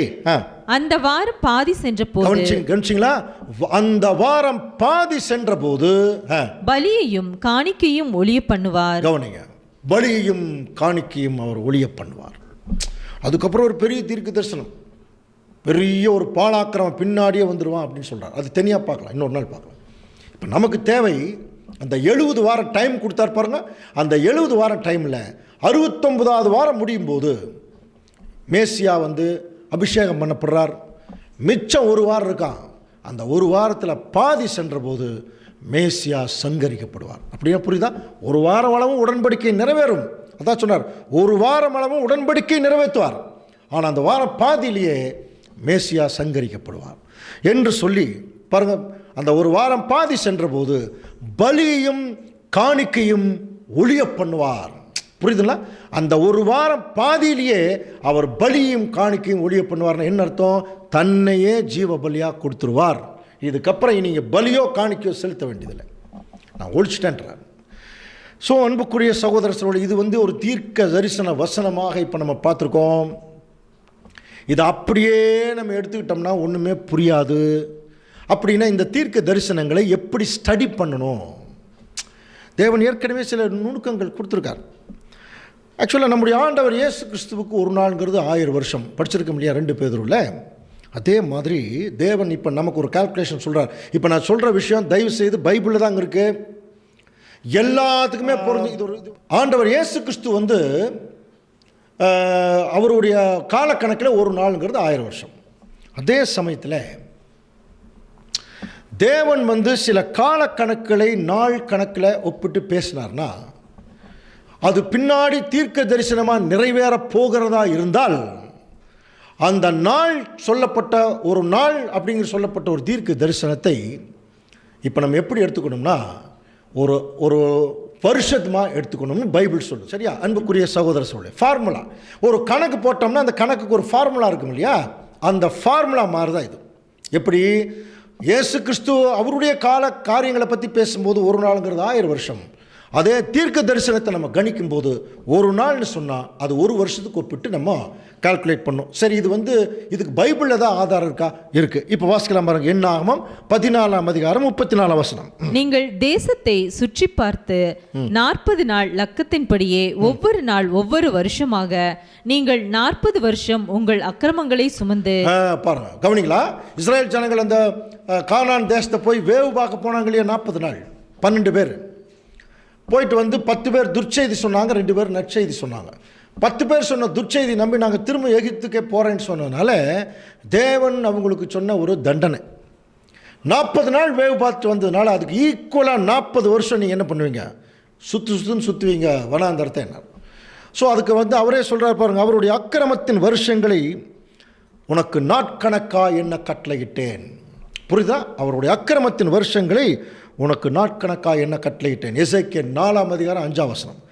அதுலேயே 6ஆம் வசனத்தை நீங்கள் கவனிச்சிங்கன்னா இவைகளை நிறைவேற்ற பின்பு அப்படியே வரிசையாக சொல்லிட்டு ஒவ்வொரு வருஷத்துக்கு பதிலாக ஒவ்வொரு நாளை உனக்கு கட்டளையிட்டேன் அப்படின்னு சொல்கிறார். அப்போது இது பின்னாடி நடக்க போகிற தீர்க்க தரிசனம்.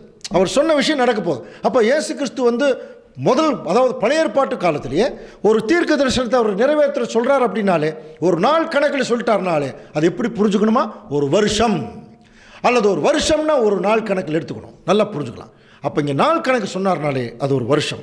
அப்படின்னா இப்போ தானியேல் அங்கே ஜெபம் பண்ணுறார். இந்த ஜனங்கள் அவ்வளோதானா, இவங்களுக்கு ஏதாவது வேறு விடிவு காலம் இல்லையான்னு சொல்லும்போது, இன்னும் உனக்கு நான் என்ன பண்ணுறேன், ஒரு 70 வாரம் ஜனங்களுக்கு டைம் தர்றேன் சொன்னார் இல்லையா? உன் ஜனத்தின் மேலும் உன் பரிசுத்த நகரத்தின் மேலும் 70 வாரம் இருக்குப்பா அப்படின்னார் தானியேலுக்கு. புரியுது? அப்போ அந்த 70 வாரம்ங்கிறத எப்படி நம்ம தீர்க்க தரிசனத்தில் எடுத்துக்கணும்னா, ஒரு வாரத்துக்கு 7 நாள். புரியுதுங்களா? அப்போ 70 வாரத்துக்கு 7 பெருக்கள் 70 490 நாள். நல்லா புரிஞ்சுக்கலாம். அப்போ 490 நாள் அப்படின்னா எப்படி புரிஞ்சுக்கணும்? இப்போ வசனம் படித்தோம் இல்லையா? 490 வருஷம். பைபிளில் பாருங்கள், 5 நாள் இது நடக்க போகுதுன்னு சொன்னார்னா 5 வருஷம், 25 நாள் இது நடக்க போகுதுன்னா 25 வருஷம். இது ஏன் இதை வருஷ கணக்குக்கு நம்ம மாற்றணும் அப்படின்னு தேவன் சொல்கிறார் அப்படின்னா, அவர் சொல்லக்கூடிய 70 வாரங்கிறது வெறும் 490 நாள் தான் வரும் இல்லையா? ஆனால் எருசலேமை திரும்ப எடுப்பித்து கட்டுறதுக்கான கட்டளை வெளிப்படுறதுலேருந்து ரொம்ப வருஷம் ஆகி தான் இந்த காரியங்கள் எல்லாம் நடக்க போகுது. நல்லா புரிஞ்சுக்கலாம். இயேசு கிறிஸ்து வர்ற வரைக்கும். அப்போ இயேசு கிறிஸ்து எருசலேமை திரும்ப எடுப்பித்து கட்டுறதுக்கான கட்டளை நெகேமியாக வாங்கி இயேசு கிறிஸ்து வர்ற வரைக்கும் வெறும் 490 நாள் தானே. எத்தனை நூற்றாண்டுகள் வந்துருச்சு இல்லையா? அப்போ கவனித்து பார்த்தீங்கன்னா இதனால தான் தேவன் நமக்கு என்ன சொல்கிறார், 70 வாரம் அப்படின்னாலே அது ஒரு நாள் கணக்கில் நீ எடுத்துக்கிட்டீங்கன்னா பாருங்கள், 70 வாரத்துக்கு 490 நாள், அந்த 490 வருஷம் அப்படின்னா நல்லா புரிஞ்சுக்கலாமா? அதை தான் அங்கே கிளியராக சொல்கிறார். தானியேலுக்கு சொல்லும்போது என்ன சொல்கிறாருன்னா, பார்ப்பா ஜனங்களை நான் இன்னும் கைவிடல, அவங்களுக்கு மறுபடியும் நான் வாய்ப்பு தர்றேன். எவ்வளோ நாள் வாய்ப்பு தர்றேன்னா, இன்னும் 490 வருஷம் உனக்கு டைம் தர்றேன். அந்த 490 வருஷம் முடிஞ்சிருச்சுன்னா இஸ்ரேல் ஜனங்களுக்கு அந்த வாய்ப்பு போயிடும், அது புறஜாதிகளுக்கு அந்த அழைப்பு போயிடும். இதுதான் அவருடைய மெயின் அர்த்தமே. அப்போ அந்த 490 வருஷம் எங்கிருந்து ஆரம்பிக்குது? இதைத்தான் அவர் என்ன சொல்கிறாருன்னா, அந்த 490 வருஷங்கிறது அந்த 70 வாரம் இல்லையா? 70 வாரங்கிறது 490. இது எங்கிருந்து ஆரம்பிக்குது அப்படின்னு சொல்லி பார்த்தீங்கன்னா, எருசலேமை திரும்ப எடுப்பித்து கட்டுவதற்கான கட்டளை வெளிப்படுவது முதல். அப்படின்னா ஒரு தெளிவான ஒரு இன்ஃபர்மேஷன் கிடச்சிருச்சு. இந்த 70 வாரம் அல்லது இந்த 490 வருஷம் எங்கிருந்து ஆரம்பிக்குதுன்னா, எருசலேமை திரும்ப எடுப்பித்து கட்டுவதற்கான கட்டளை நெகேமியா தீர்க்கதரிசி அர்த்தசாஸ்டா ராஜா கிட்ட பர்மிஷன் வாங்குறாரு இல்லையா? அங்கிருந்து ஆரம்பிக்குதான். ஸோ இது இன்னும் கொஞ்சம் நல்லா புரிஞ்சுக்கிறதுக்காக மறுபடியும் அந்த படத்தை நீங்கள் கொஞ்சம் பார்த்தீங்கன்னா, இப்போ இஸ்ரேல் ஜனங்களுக்கு இன்னும் தேவன் 70 வாரம் டைம் கொடுத்துருக்கார். 70 வாரம்ங்கிறது 490 நாள் அல்லது 490 வருஷம். அதில் முக்கியமான ஃபஸ்ட்டு பார்த்தீங்கன்னா ஒரு 7 வாரமும் 62 வாரமும் மொத்தம் 69 வாரம். இது எதுக்குன்னு சொல்கிறார் அப்படின்னு பார்த்தீங்கன்னா, கடைசியாக இன்னொரு வாரம் இருக்கு இல்லையா? அதை அப்படியே பச்சுங்க, அப்படியே மைண்டில் வைங்க. இப்போ இந்த 7 வாரமும் 62 வாரமும் அதில் என்ன நடக்கும்? அதுக்கு தான் வசனம் அப்படியே படித்தோம். எருசலேமை திரும்ப எடுப்பித்து கட்டுவதற்கான கட்டளை வெளிப்படுவது முதல் பிரபுவாகிய மேசியா வர்ற வரைக்கும். மேசியானாலே என்ன அர்த்தம்? அபிஷேகம் பண்ணப்பட்டவர்னு அர்த்தம். அப்போ இயேசு கிறிஸ்துவை தேவன் எப்போ அபிஷேகம் பண்ணினார்? எந்த டைமில்? அப்போஸ்தலர் 10:38 வாசிக்கலாம். நசரேயனாகிய இயேசுவை தேவன் பரிசுத்த ஆவியினாலும் வல்லமையினாலும் அபிஷேகம் பண்ணினார். பரிசுத்த ஆவியினாலே அபிஷேகம் பண்ணினார். படிக்கிறோமா இல்லையா? அப்ப தேவன் தன்னுடைய குமாரன் இயேசு கிறிஸ்துவை பரிசுத்த ஆவியினாலே எப்ப அபிஷேகம் பண்றார்? அந்த ஞானஸ்நானம் எடுக்கும்போது. புரியுதா? அப்போ கவனிக்கலாம். அப்ப அந்த 69 வாரங்கள் அந்த கால்குலேஷன் எப்படின்னா, எருசலேமை திரும்ப எடுப்பித்து கட்டுவதற்கான கட்டளை வெளிப்படுவது முதல் இயேசு கிறிஸ்து ஞானஸ்நானம் எடுக்கிற வரைக்கும் 69 வாரம். புரியுதுங்களா? சரி, அதுக்கப்புறம் மிச்சம் ஒரு வாரம் இருக்கு. அதையும் நம்ம என்னன்னு பார்க்கலாம். இப்போ நம்ம என்ன கண்டுபிடிக்கணும்?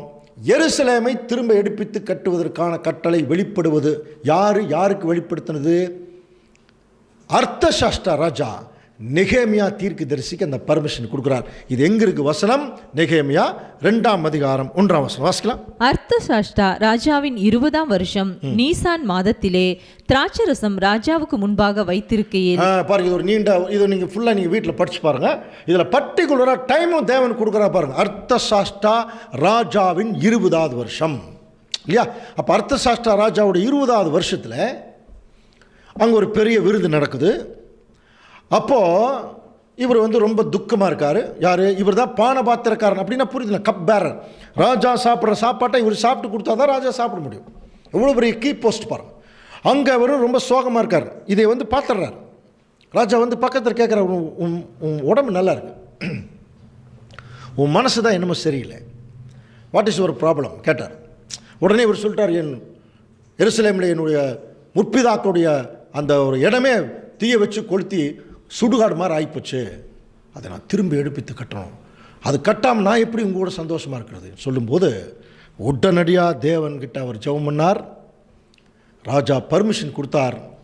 பர்மிஷன் வாங்கிட்டு போகிறார். பார், நெகேமியா 2ஆம் அதிகாரம் 8ஆம் வசனத்தில், தேவாலயத்தில் இருக்கிற அரண் கதவின் வேலைக்கும் நகர அலங்கத்தின் வேலைக்கும் நான் தங்கப் போகிற வீட்டின் வேலைக்கும் வேண்டிய மரங்களை ராஜாவின் வனத்து காவலனாகிய ஆசாப் எனக்கு கடிதம் கொடுக்கும்படிக்கும் அவனுக்கு ஒரு கடிதம் கட்டளையிடப்படுவதாக என்றே. புரியுதுங்களா? அந்த ஃபாரஸ்ட் கவர்னர்கிட்ட லெட்டர் வாங்கிட்டு போகிறான். போய் அங்கெல்லாம் தேவையான அளவு மரங்களை எடுக்கிறதுக்கு. அப்போ பாரு, என் தேவனுடைய தயவுள்ள கரம் என் மேல் இருந்தபடியால் ராஜா அவைகளை எனக்கு என்ன செய்தார்? கட்டளையிட்டார். இது கிளியர். அப்போ எருசலேமை திரும்ப எடுப்பித்து கட்டுவதற்கான கட்டளை வெளிப்படுவது முதல் இப்போ அந்த 70 வார தீர்க்க தரிசனம் அல்லது 490 வருஷம் தீர்க்க தரிசனம் எங்கே ஸ்டார்ட் ஆகுதுன்னா, நெகேமியா தீர்க்க தரிசி அங்கே பர்மிஷன் வாங்குறார். அர்த்தசாஷ்டா ராஜாவினுடைய 20ஆம் வருஷம். அது ரொம்ப முக்கியம் இல்லையா? அப்போ நம்ம என்ன கண்டுபிடிக்கணும்? இப்போ அப்படியே பாருங்கள், இது எவ்வளோ பெரிய வசதி தேவன் பண்ணி கொடுத்துட்டார்னா, உலக சரித்திரத்தையும் பைபிள் சரித்திரத்தையும் தேவனுக்காராக மீங்கில் பண்ணார். அதில் நம்ம போய் பார்த்தோம்னா உலக சரித்திரம் எப்படி பொருந்தி வருதுன்னு ஈஸியாக கண்டுபிடிச்சிடலாம். பாருங்கள், இப்போ வரலாற்றில் எருசலேம் நகரம் திரும்ப எடுப்பித்து கட்டுவதற்கான கட்டளை வெளிப்பட்ட வருடம் எப்போ? இதை நம்ம எங்கே போனோம்? வேர்ல்டு ஹிஸ்ட்ரியில் போய் அர்த்தசாஷ்டா ராஜா இருக்கிறார், வேர்ல்டு ஹிஸ்ட்ரியில் இருக்கார். புரியுதுங்களா? அப்போது அந்த அர்த்தசாஷ்டா ராஜாவுடைய 20th இயர் என்னன்னு உலக சரித்திரத்தில் பார்த்துட்டோம்னாலே அங்கிருந்து நம்ம இயேசு கிறிஸ்துடைய அந்த ஒரு ஞானஸ்தானம் வரைக்கும் கணிக்கலாம். புரியுதா? அப்போது நம்ம என்ன கண்டுபிடிக்கணும்? இந்த அர்த்தசாஸ்திரா ராஜா கிட்ட நெகேமியா தீர்க்கதரிசி பர்மிஷன் வாங்கின வருஷம் எதுன்னு கண்டுபிடிச்சா போதும். இது நெட்டில் போனாலே உங்களுக்கு கிடைக்கும். எந்த வருஷம் தெரியுங்களா? கிமு 454. நல்லா புரிஞ்சுக்கலாம். கிமு 454, அதாவது ஆண்டவர் இயேசு கிறிஸ்து பிறக்கறக்கு 454 வருஷங்களுக்கு முன்னாலே நெகேமியா தீர்க்கதரிசி எருசலேமை திரும்ப எடுப்பித்து கட்டுவதற்கான கட்டளையை அர்த்தசாஷ்டா ராஜா கிட்ட வாங்குறார். இதை தான் பார்த்தீங்கன்னா தானியேல் 9:25 இப்பொழுதும் நீ அறிந்து உணர்ந்து கொள்ள வேண்டியது என்னவென்றால், எருசலேமை திரும்ப எடுப்பித்து கட்டுவதற்கான கட்டளை வெளிப்படுவது முதல் பாருங்க. அதை இப்போ பார்த்தோம். பிரபுவாகிய மேசியா வரும் மட்டும் 7 வாரமும் 62 வாரம், அதாவது டோட்டலாக 69 வாரம். அந்த ரெண்டுக்கு விளக்கம் நம்ம பார்த்தோம். 7 வாரங்கிறது ஆலயத்தை கட்டுவதற்காக அவர்களுக்கு ஏற்படுத்தப்பட்ட ஒரு காலப்பகுதி. 62 வாரங்கிறது டோட்டலாக ஆலங்கம். இதை பற்றி சொல்லும்போது பாருங்கள், இது நம்ம இந்த படத்திலே நம்ம ஈஸியாக புரிஞ்சுக்கலாம்.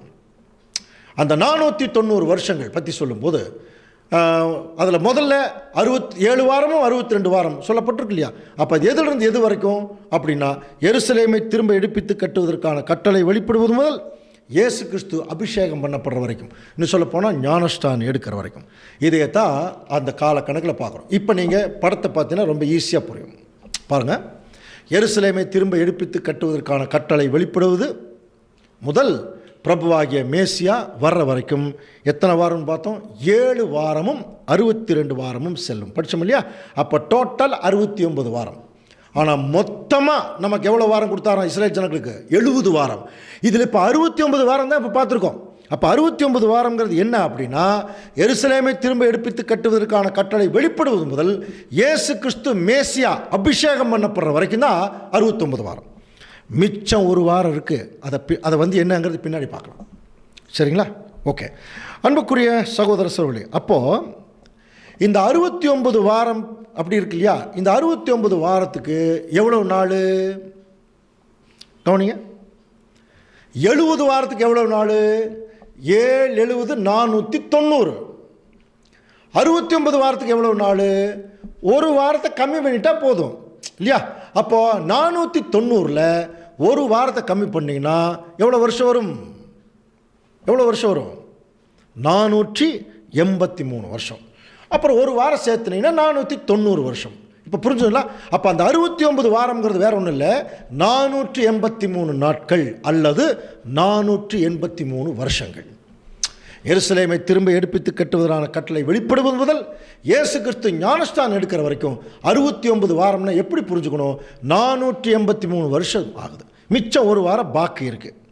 அப்படின்னா இந்த 483 வருஷத்தை எங்கிருந்து நம்ம கால்குலேட் பண்ணணும்? எங்கிருந்து சொல்லுங்க பார்க்கலாம். எங்கிருந்து? எருசலேமை திரும்ப எடுப்பித்து கட்டுவதற்கான கட்டளை வெளிப்பட்ட வருஷம் இருக்கு இல்லையா? அதுதான் 454. அப்போ கிமு 454லிருந்து அப்படியே 483 வருஷங்கள் அப்படியே கால்குலேட் பண்ணிட்டு வந்தீங்கன்னா இயேசு கிறிஸ்து எப்போ ஞானஸ்தானம் எடுக்கிறாரோ அந்த டேட் வந்துடும். புரியுதுங்களா? அது எப்போங்கிறத ஈஸியாக கண்டுபிடிச்சிடலாம். இன்னும் சொல்ல போனால் 483 வருஷங்களை இப்போ கிமு 454 என்ன பண்ணணும்? அப்படியே பின்னோக்கி நம்ம என்ன செய்யணும்? கணக்கெடுக்கணும். இப்போது இன்னொரு முக்கியமான விஷயம், நிறைய பேருக்கு இது கூட கொஞ்சம் கவனிக்கலாம். கிமு கிபிங்கிற கால்குலேஷன் இருக்கு இல்லையா? அது வந்து எப்படி தெரியுங்களா? நம்ம என்ன நினச்சிட்டுக்கிறோம்? கிமுன்னா கிமு 1 2 3 4 5 6 அப்படி இல்லை. கிமு அப்படிங்கிறது கவனிங்க, இயேசு கிறிஸ்துவுக்கு முன்பாகன்னு அர்த்தம். கிறிஸ்து பிறப்பதற்கு முன் கிமு. ஆங்கிலத்தில் என்ன சொல்லுவாங்க? Before Christ. புரியுதுன்னா? பிசின்னு சொல்லுவாங்க. கிமுன்னா இங்கிலீஷில் பிசி. அதே மாதிரி பின்னாடி இயேசு கிறிஸ்து பிறப்பதற்கு பின்னுங்கிறத பர்த் ஆஃப் கிரைஸ்ட்னு சொல்ல மாட்டாங்க, அன்னோ டொமினின்னு பேர் அது. அதாவது இயேசு கிறிஸ்துவுக்கு பின், அதனால தான் ஏடின்னு சொல்லுவாங்க. புரியுதா? அப்போ கிறிஸ்து பிறப்பதற்கு முன் வந்து பிசின்னு சொல்லுவாங்க, கிறிஸ்து பிறப்பதற்கு பின் ஏடின்னு சொல்லுவாங்க. அப்போ ஏடி அப்படின்னாலே அன்னோ டொமினின்னு அர்த்தம், இயேசு கிறிஸ்து பிறப்பதற்கு பின். ஓகே, இப்போ இது எப்படி கால்குலேட் பண்ணணும் அப்படின்னா, இயேசு கிறிஸ்து பிறப்பதற்கு முன் எப்படி தெரியுங்களா? மேலிருந்து கீழே டிசெண்டிங் ஆர்டரில் வரும். கவனிங்க, தான் கால்குலேஷன். கிறிஸ்து பிறப்பதற்கு முன் வந்து மேலிருந்து கீழே ஒரு 10 9 கிமு 10 கிமு 9 கிமு பாருங்கள் 8 7 6 அப்புறம் கிமு 1 வந்து சைபருக்கு வந்ததுக்கப்புறம் அடுத்தது கிபி 1 கிபி 2 கிபி 3. அப்போது கிபிங்கிறது அசெண்டிங் ஆர்டர், மேல் நோக்கி கால்குலேட் பண்ணியிருப்போம். இதுதான் கிமு கிபியினுடைய கால்குலேஷன். நல்லா புரிஞ்சுக்கலாம். அப்போ இயேசு கிறிஸ்துவுக்கு முன்னால் வருஷ கால கணக்குகள் மேலிருந்து கீழாக கணக்கிடப்படுது. இயேசு கிறிஸ்துவுக்கு பின்னாடி, பிறப்புக்கு பின்னாடி கீழிருந்து மேலாக கணக்கிடப்படுது. புரியுதுங்களா? இது வந்து ரொம்ப முக்கியமாக நம்ம கவனிக்கணும். இப்போ ஒரு ஒரு இது கணக்கு போட்டிருக்கோம். அப்போ நீங்கள் இதை ஒன்றும் பெருசாக கவனிக்க வேண்டியதில்லை. இப்போ நம்ம ஏன் இது இந்த மாதிரி ஒரு கணக்கு போட்டிருக்கோம்னா இதை நம்ம புரிஞ்சுக்கிறக்காக தான். இப்போ பாருங்கள், கிமு 454வது வருஷத்தில் எருசலேமை திரும்ப எடுப்பித்து கட்டுவதற்கான கட்டளை வெளிப்பட்டது. அப்போ அங்கிருந்து எத்தனை வருஷம் பின்னாடி கால்குலேட் பண்ணணும்? 69 வாரத்துக்கு 483 வருஷங்கள்.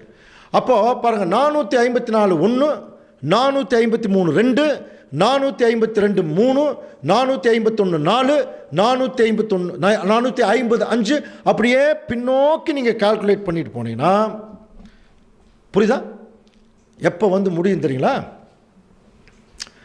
கிபி 30 அல்லது 29 வந்து முடியும். இது ரொம்ப சிம்பிளாக கால்குலேட் பண்ணணும்னா ரொம்ப ஈஸிங்க. கிமுலேருந்து கிபியை கழிச்சிட்டாலே போதும். பாருங்கள், இதில் எது பெருசு? அந்த 69 வாரம்ங்கிறது மொத்தம் 483 வருஷம் இல்லையா? அந்த 483ல் 454 கழிச்சிட்டிங்கனாலே கிபி வந்துடும். பாருங்கள், கழிச்சு பாருங்கள். 483 மைனஸ் 454 கழிச்சிங்கன்னா கிபி 29. அப்படின்னு என்ன அர்த்தம் கவனிக்கிறீங்களா? அன்புக்குரிய சகோதர சகோதரர்களே, இதுதாங்க எருசலேமை திரும்ப எடுப்பித்து கட்டுவதற்கான கட்டளை வெளிப்படுவது முதல் மேசியா அபிஷேகம் பண்ணுறப்பட வரைக்கும் எத்தனை வருஷம் ஆயிருக்கு தெரியுங்களா? கிபி 29 வரைக்கும்.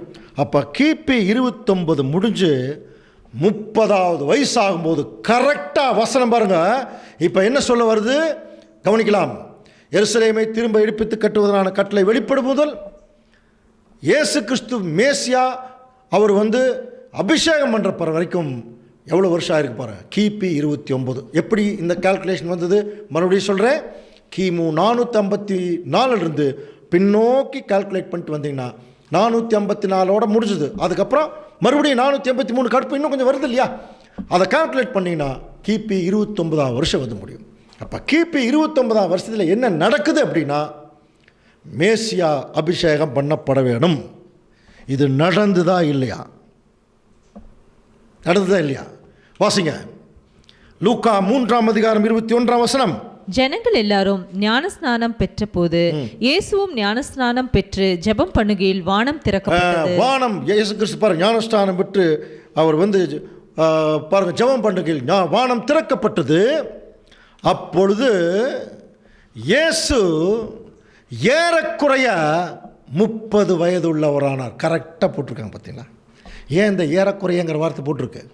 அதான் 29 முடிஞ்சு 30வது வயசு வரும்போது இயேசு கிறிஸ்து என்ன ஆயிட்டார்? இப்போ அபிஷேகம் பண்ணப்பட்டார். இதை தாங்க தானியேல் சொல்லப்பட்டிருக்கு.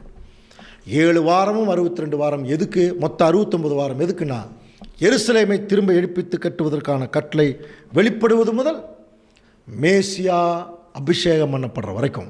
ஸோ மறுபடியும் அந்த படத்தை கொஞ்சம் பாருங்கள். மொத்தம் 70 வாரம், மிச்சம் 1 வாரம் இருக்குது. இன்னும் அந்த 1 வாரம் இன்னும் கவனிக்கல. இப்போ இந்த 70 வாரத்தில் 69 வாரத்தில் என்ன நடந்திருக்கு?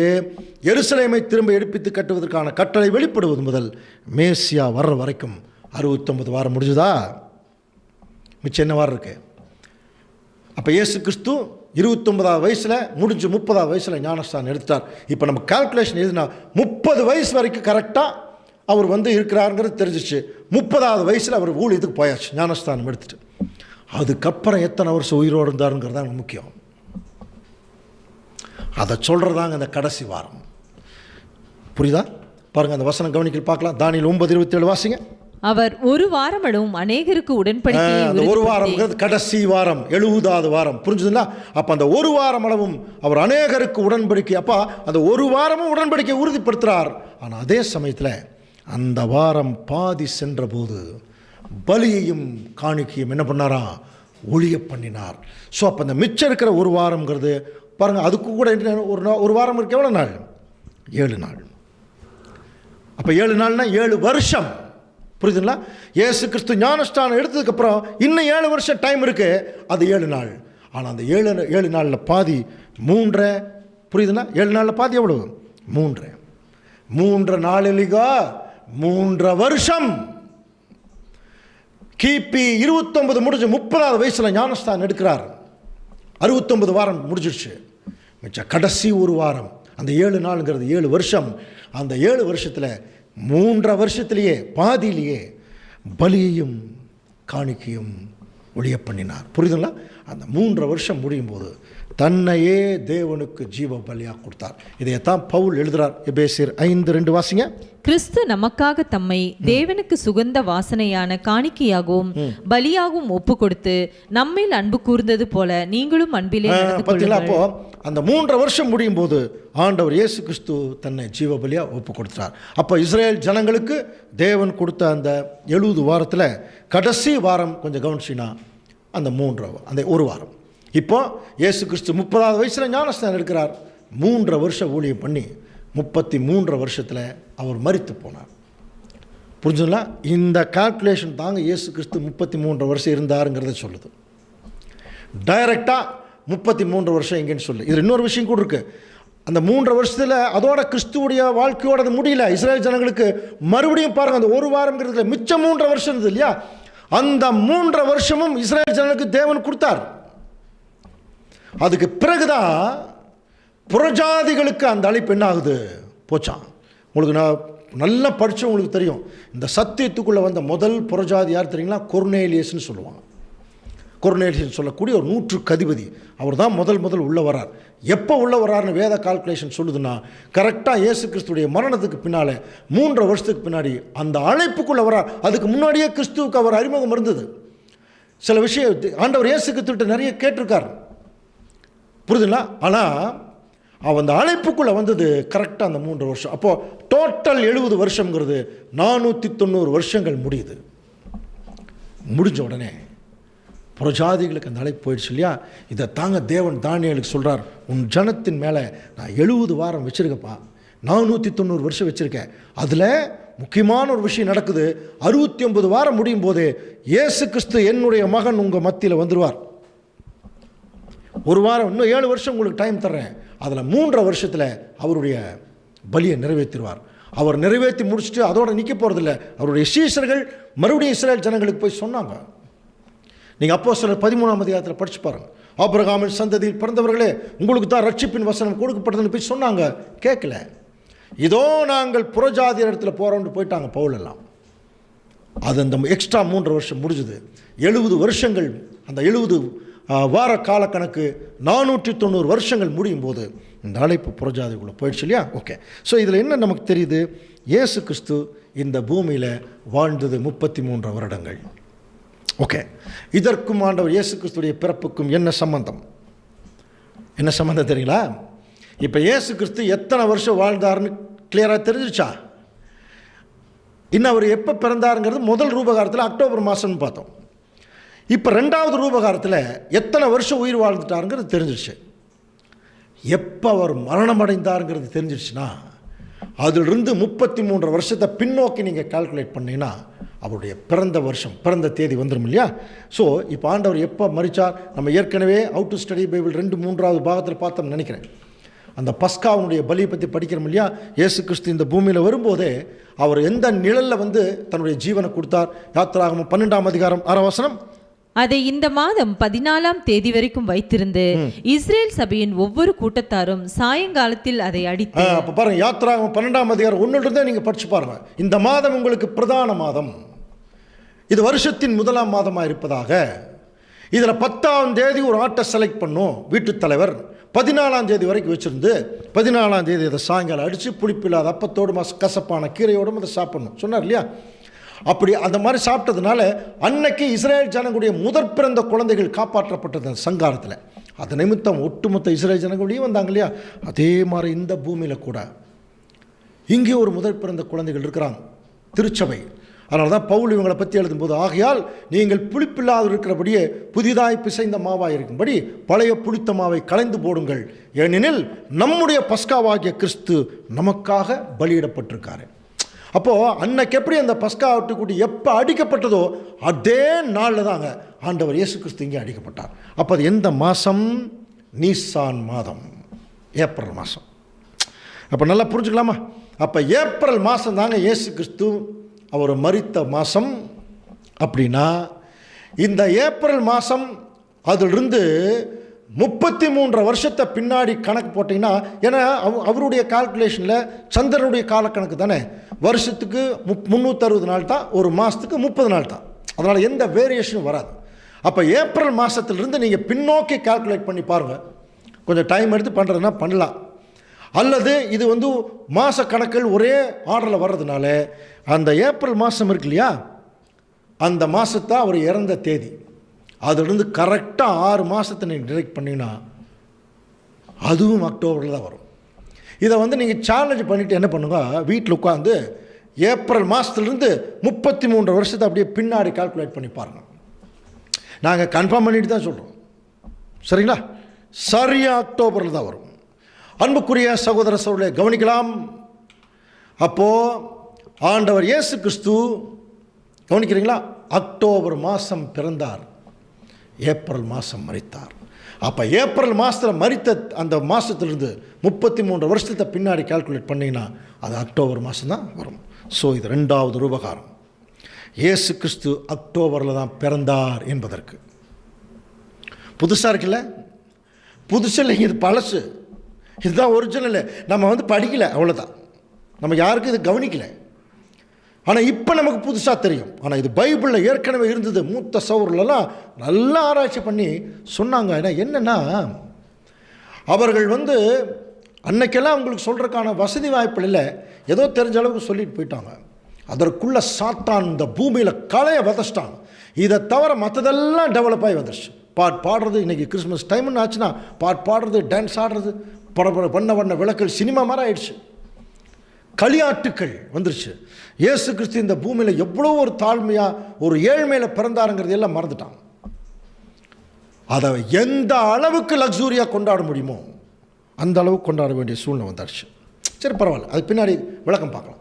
இப்போ 3வது ரூபகாரம் என்னன்னு சொல்லி பார்த்தீங்கன்னா, ஆண்டவர் இயேசு கிறிஸ்து பிறந்தபோது ஆட்டிடையர்களுக்கு தேவதூதன் சொன்னார் இல்லையா, பாருங்கள், அப்பொழுது நாட்டிலே மேய்ப்பர்கள் வயல்வெளியிலே தங்கி ராத்திரியிலே தங்கள் மந்தையை காத்து கொண்டிருந்தாங்க.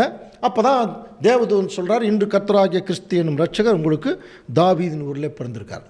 ஸோ இதை இப்போ கூட நாடகமாட்டா பார்க்க டிசம்பர் வந்தால் உடனே சண்டே கிளாஸ் குழந்தைகள்ருந்து எடுத்து நாடகம் நடிக்க ஆரம்பிச்சிருவாங்க இல்லையா? அப்படி ஆட்டிடையர்கள் வர மாதிரி ஒரு குழந்தை பிறந்த மாதிரியோ அப்படி ஒரு குழந்தை ஒரு பொம்மை மாதிரி வச்சு எத்தனை நாளைக்கு தான் இப்படி பண்ண போகிறோம்? யோசனை பண்ணி பாருங்கள். இயேசு கிறிஸ்து 2ஆம் வருகையில் ராஜ்யத்தை ஏற்படுத்தக்கூடிய காலப்பகுதியில் வாழ்ந்துட்டு இருக்கிறோம்.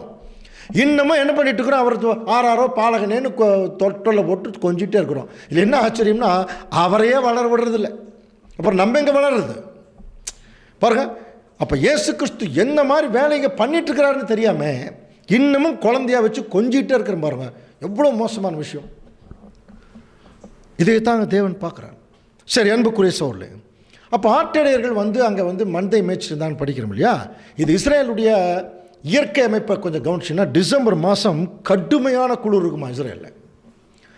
ஆட்டிடையர்கள் வெளியவே வரமாட்டாங்க மந்தை எடுத்துகிட்டு.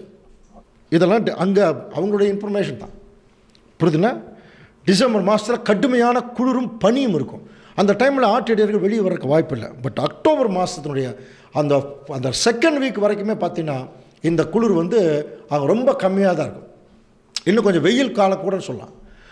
அப்போ அவங்க ஆட்டிடையர்கள் வருவாங்களாம். அப்போ ஆண்டவர் இயேசு கிறிஸ்து பிறந்தபோது ஆட்டிடையர்களுக்கு அவர் சொன்ன அந்த டைம் கரெக்டான டைம் தான்.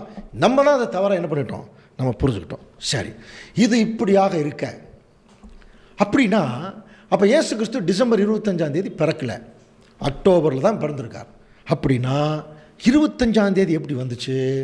நம்ம திருத்துவம் சப்ஜெக்ட்லேயே அதுக்கு ஒரு சின்ன விளக்கம் கொடுத்தோம். நீங்கள் அதை ஞாபகம் வச்சுங்க. அதனால் கொஞ்சம் விளக்கத்தை கொஞ்சம் கம்மி பண்ணுறோம், இல்லைன்னா ரொம்ப எலாபரேட்டாக கொடுக்க வேண்டியிருக்கும். கிபி 3ஆம் நூற்றாண்டு வரைக்கும் உண்மையான தேவனுடைய பிள்ளைகளுடைய சத்தியத்தில் தேவ பிள்ளைகள் வழிநடத்தப்பட்டு வந்தாங்க. ஆனால் அன்னைக்கு இருந்த ரோம பேரரசர்கள் எல்லாம் உண்மையான தேவனுடைய பிள்ளைகளை கொன்று குவிச்சிட்டு இருந்தாங்க ஒரு குறிப்பிட்ட காலம். அதுக்கப்புறம் கிபி 300ஆவது வருஷத்தில், அதாவது 3ஆம் நூற்றாண்டில் கான்ஸ்டன்டைன் ராஜா சார்ஜ் எடுத்து, நம்ம ஏற்கனவே அந்த திருத்துவம் சப்ஜெக்ட் நீங்கள் படிச்சிருப்பீங்க. அவன் ஒரு ஓவர் நைட்டில் கிறிஸ்தவனாக மாறிட்டான், ஒரு சிலுவை அடையாளம் தெரிஞ்சு. அப்படி கிறிஸ்தவனாக மாறும்போது எல்லா ரோமர்களுடைய பழக்க வழக்கங்களும் சடங்கு சம்பிரதாயங்களும் பண்டிகை முறைகளும் எல்லாமே எங்கே வந்துருச்சுன்னா கிறிஸ்தவ மண்டலத்துக்குள்ளே வந்துச்சு.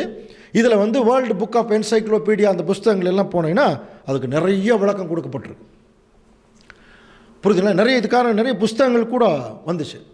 அதில் ரோமர்கள் செமராமிஸ்ங்கிற ஒரு தேவதை வணங்கிட்டு இருந்தாங்கன்னா படித்தோம் இல்லையா? இதை தான் இஸ்ரேல் ஜனங்க வானராக்கினின்னு வணங்கிட்டு இருந்தாங்க. ஏசாயாவில் அப்படிலாம் படிச்சிருக்கோம். ஸோ இந்த செமராமிஸுடைய அந்த மகன் அவங்க பார்த்தோம் நிம்ரோத்து, அவருடைய மகன் ட்ரிம்னோஸ்ன்னு சொல்லக்கூடிய ஒரு சூரிய கடவுளை வணங்கிட்டு இருந்தாங்க. நல்லா புரிஞ்சுக்கலாம். அந்த பாபிலோனியர் அது ஏற்கனவே டிசம்பர் 25ஆம் தேதி தான் என்ன பண்ணிட்டு இருந்தாங்கன்னா அந்த செமராமிஸுடைய பிறந்த நாளாக கொண்டாடிட்டு இருந்தாங்க. அதுக்கப்புறம் அந்த பிள்ளை செத்து போச்சுன்னு சொல்லி அது சூரியன் இடத்துல போயிடுச்சு, அது சூரிய கடவுளாக மாறிச்சுன்னு சொல்லி அதுக்கு ட்ரிம்னோஸ்னு பேர் வச்சான். இது டிசம்பர் 25ஆம் தேதி ஐரோப்பா கண்டத்தில் உச்சத்தில் நிற்குமா. அப்போ இவங்கெல்லாம் ஒளி திருவிழான்னு சொல்லி ஒரு பெரிய திருவிழா கொண்டாடினாங்க. புரியுதுங்களா? இதையத்தான் வந்து பாபிலோனியர்களுக்கு அப்புறம் ரோமர்கள் அதை ஃபாலோ பண்ணிட்டு இருந்து கடைசியாக ரோமர்கள் கிறிஸ்தவர்களாக மாறும்போது என்ன ஆயிடுச்சுன்னா, அப்படியே டிசம்பர் 25 இயேசு கிறிஸ்துடைய பிறந்தநாள் வந்துடுச்சு. இது ஒரிஜினலாக இயேசு கிறிஸ்துடைய பிறந்தநாளுக்கும் டிசம்பர் 25 சம்பந்தமே கிடையாது. சரி, இவ்வளோதான் சுருக்கமான சரித்திரம், இவ்வளோதான். இதை வந்து நீங்கள் நெட்டில் போனீங்கன்னா இதுக்கு நிறைய இன்ஃபர்மேஷன் நமக்கு இருக்குது, நீங்கள் பார்க்கலாம். இது சுருக்கமாக சொல்கிறேன். அடுத்தது நம்ம கவனிக்கும் போது, அப்படின்னா இப்போ என்ன தான் சொல்ல வரீங்க? பிறந்தநாள் கொண்டாடக்கூடாதா? இப்படி ஒரு கேள்வி. நம்ம ஆண்டவர் நமக்காக மரித்தார், ஏன் கொண்டாடக்கூடாதா? கொண்டாடுறதா கொண்டாடக்கூடாதா என்பதை குறித்து கருத்து சொல்கிறது வேத வசனம் அல்ல. வேத வசனம் என்ன சொல்லும்னா, ஆண்டவர் என்ன சொன்னாரோ அதைத்தான் செய்யணும்னு சொல்லுது. அப்படின்னு அவர் ஒன்றுமே செய்ய சொல்லியா? சொன்னாருங்க. அவருடைய பிறப்பை கொண்டாட சொல்ல, அவருடைய மரணத்தை நினைவு கூற சொன்னார். ஏன்னா இந்த பூமியில் அவருடைய மரணம் தாங்க ஒட்டுமொத்த உலக ஜனங்களுடைய ஜீவனுக்கு ஆதாரம் இல்லையா? அவருடைய மரணத்தை தாங்க நினைவு கூற சொன்னார். அது விசேஷமாக எல்லாரையும் கூப்பிட்டெல்லாம் அப்புறம் கடைசியாக ஒரு பந்தி அனுசரிக்கிறார். அந்த பந்தி வந்து ஊரில் இருக்கிற எல்லாத்தையுமே கூப்பிட்டாரு இல்லையே, தனக்கு நெருக்கமாக இருக்கிற சீசர்களை மட்டும் கூப்பிட்டு என்ன சொன்னார்னா, இனிமேல் ஒரு ஆட்டுக்குட்டியெல்லாம் நீங்கள் அடிக்க வேண்டாம், இவங்களுக்கு மட்டும்தாங்க முறையை மாற்றினார். அப்படின்னா யாருக்கு மட்டும்தான் இங்கே முறை மாறி இருக்குன்னா, அவரை பின்பற்றக்கூடிய உண்மையான சீசர்கள் மற்ற இஸ்ரேல் ஜனங்களெல்லாம் அப்படி கொண்டாடிட்டு தான் இருந்தாங்க. அதே மாதிரி தான் இன்றைக்கி பெயர் கிறிஸ்தவங்களெல்லாம் கொண்டாடிக்கலாம், ஒன்றும் பிரச்சனை இல்லை. ஆனால் இயேசு கிறிஸ்துவை தலையாக கொண்ட அவருடைய பலியை தங்களுடைய வாழ்க்கையாக கொண்ட ஜனங்கள் என்ன செய்ய மாட்டாங்கன்னா, அவர் சொன்னதை மட்டும்தான் கேட்பாங்க. பாருங்கள், அவர் வந்து என்ன பண்ணியிருக்கார்? லூக்கா 22:19 வாசிக்கலாம். பின்பு அவர் அப்பத்தை எடுத்து ஸ்தோத்திரம் பண்ணி அதை பிட்டு அவர்களுக்கு கொடுத்து, இது உங்களுக்காக கொடுக்கப்படுகிற என்னுடைய சரீரமாய் இருக்கிறது, என்னை நினைவு கூறும்படி இதை செய்யுங்கள். பார்த்தீங்களா? என்னை நினைவு கூறும்படி இதை செய்யுங்கள்னார். அதை எந்த அளவுக்கு நம்ம அதிகமாக செய்கிறோம், அதுக்கு எப்படி அதை நினச்சி செய்கிறோம் அதெல்லாம் தெரியல. ஆனால் எதைத்தான் செய்ய சொன்னார்னா, என்னை நினைவு கூறும்படி. அந்த அப்பத்தை எடுத்தார், திராட்சரசத்தை எடுத்தார். இது உங்களுக்காக பிற்கப்படுகிற என்னுடைய சரீரம், இது உங்களுக்காக சிந்தப்படுகிற ரத்தம், இதை நீங்கள் பானம் பண்ணுங்கன்னு என்ன அர்த்தம் தெரியுங்களா? நல்லா புரிஞ்சுக்கலாம். அவரோடே நாம் பாடுகளை சகித்தால் அவரோட ஆளுகை செய்யலாம். அதை ஏற்றுக்கொள்றது, ஆண்டவரே உம்முடைய பலி நீர் செலுத்தின பலி மாதிரியே நானும் ஒரு கீழ்ப்படிதல் உள்ள பலியை நான் செலுத்துகிறேன்.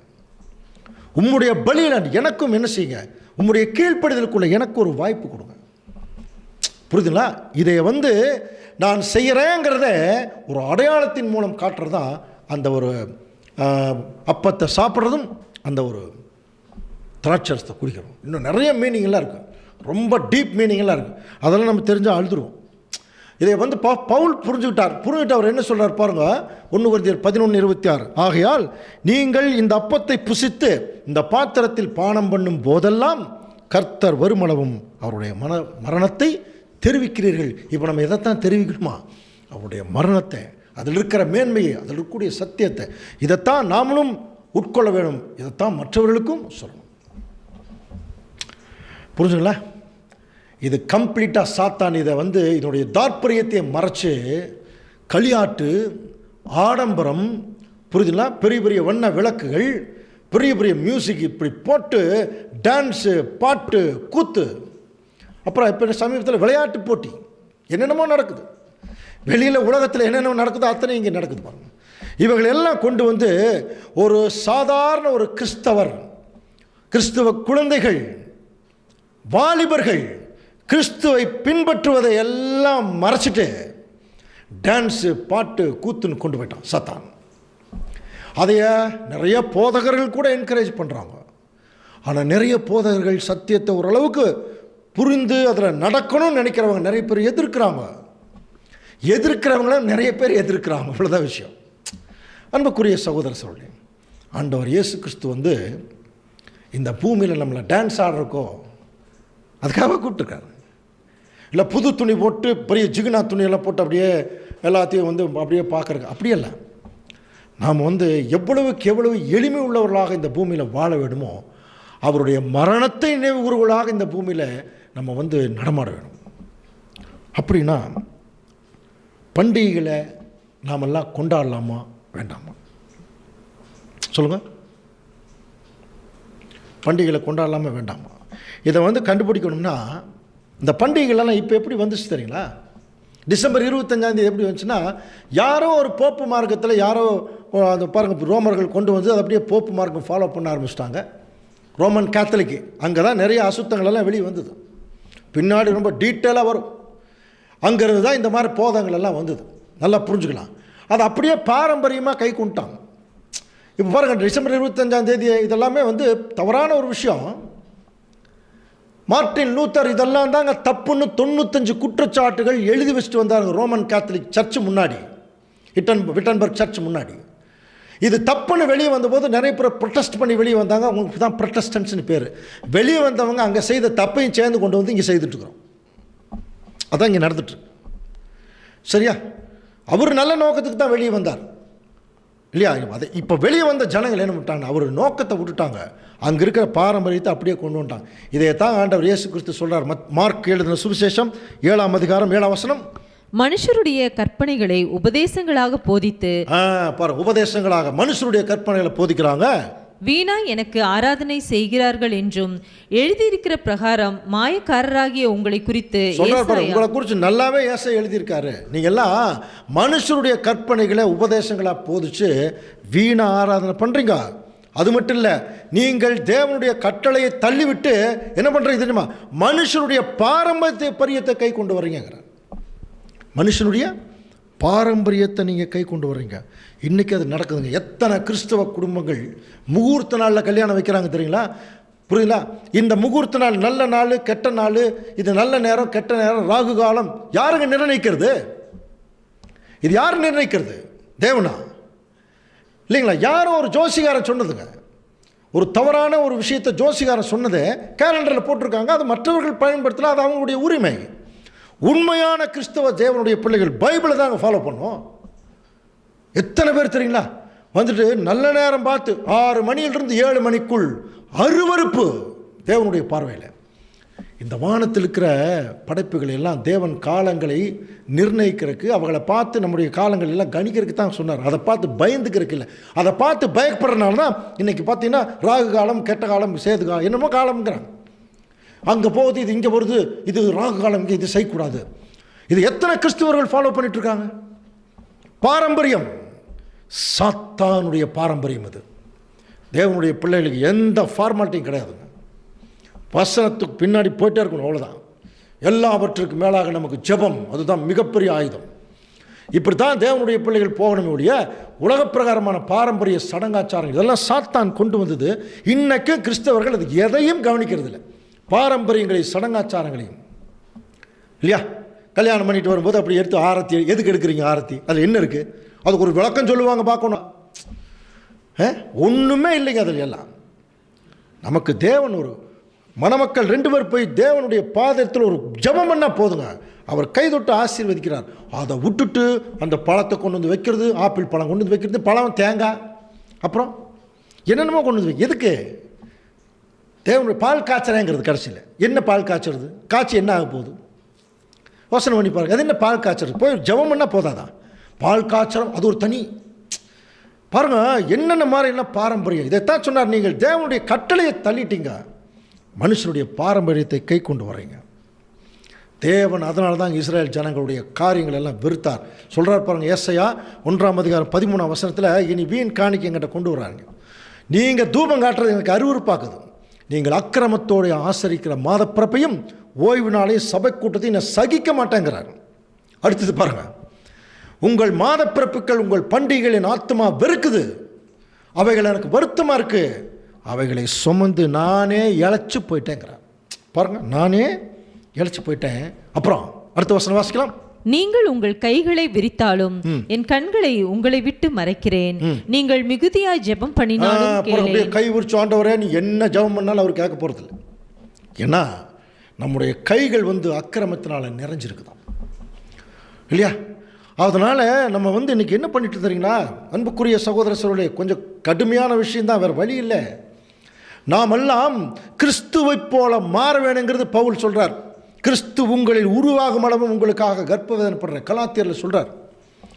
நாம் என்ன பண்ணிட்டு இருக்கிறோம் தெரியுங்களா? பண்டிகை கிறிஸ்தவர்களாகவும் பலகார கிறிஸ்தவர்களாகவும் மாறிட்டு இருக்கிறோம் இல்லையா? கிறிஸ்மஸ் வந்துச்சுன்னா அந்த பலகாரம் செய்யறதுக்கு என்ன மாதிரி ஒரு வாஞ்சை, துணி எடுக்கிறதுல எஞ்சாம ஒரு வாஞ்சை இல்லைங்களா.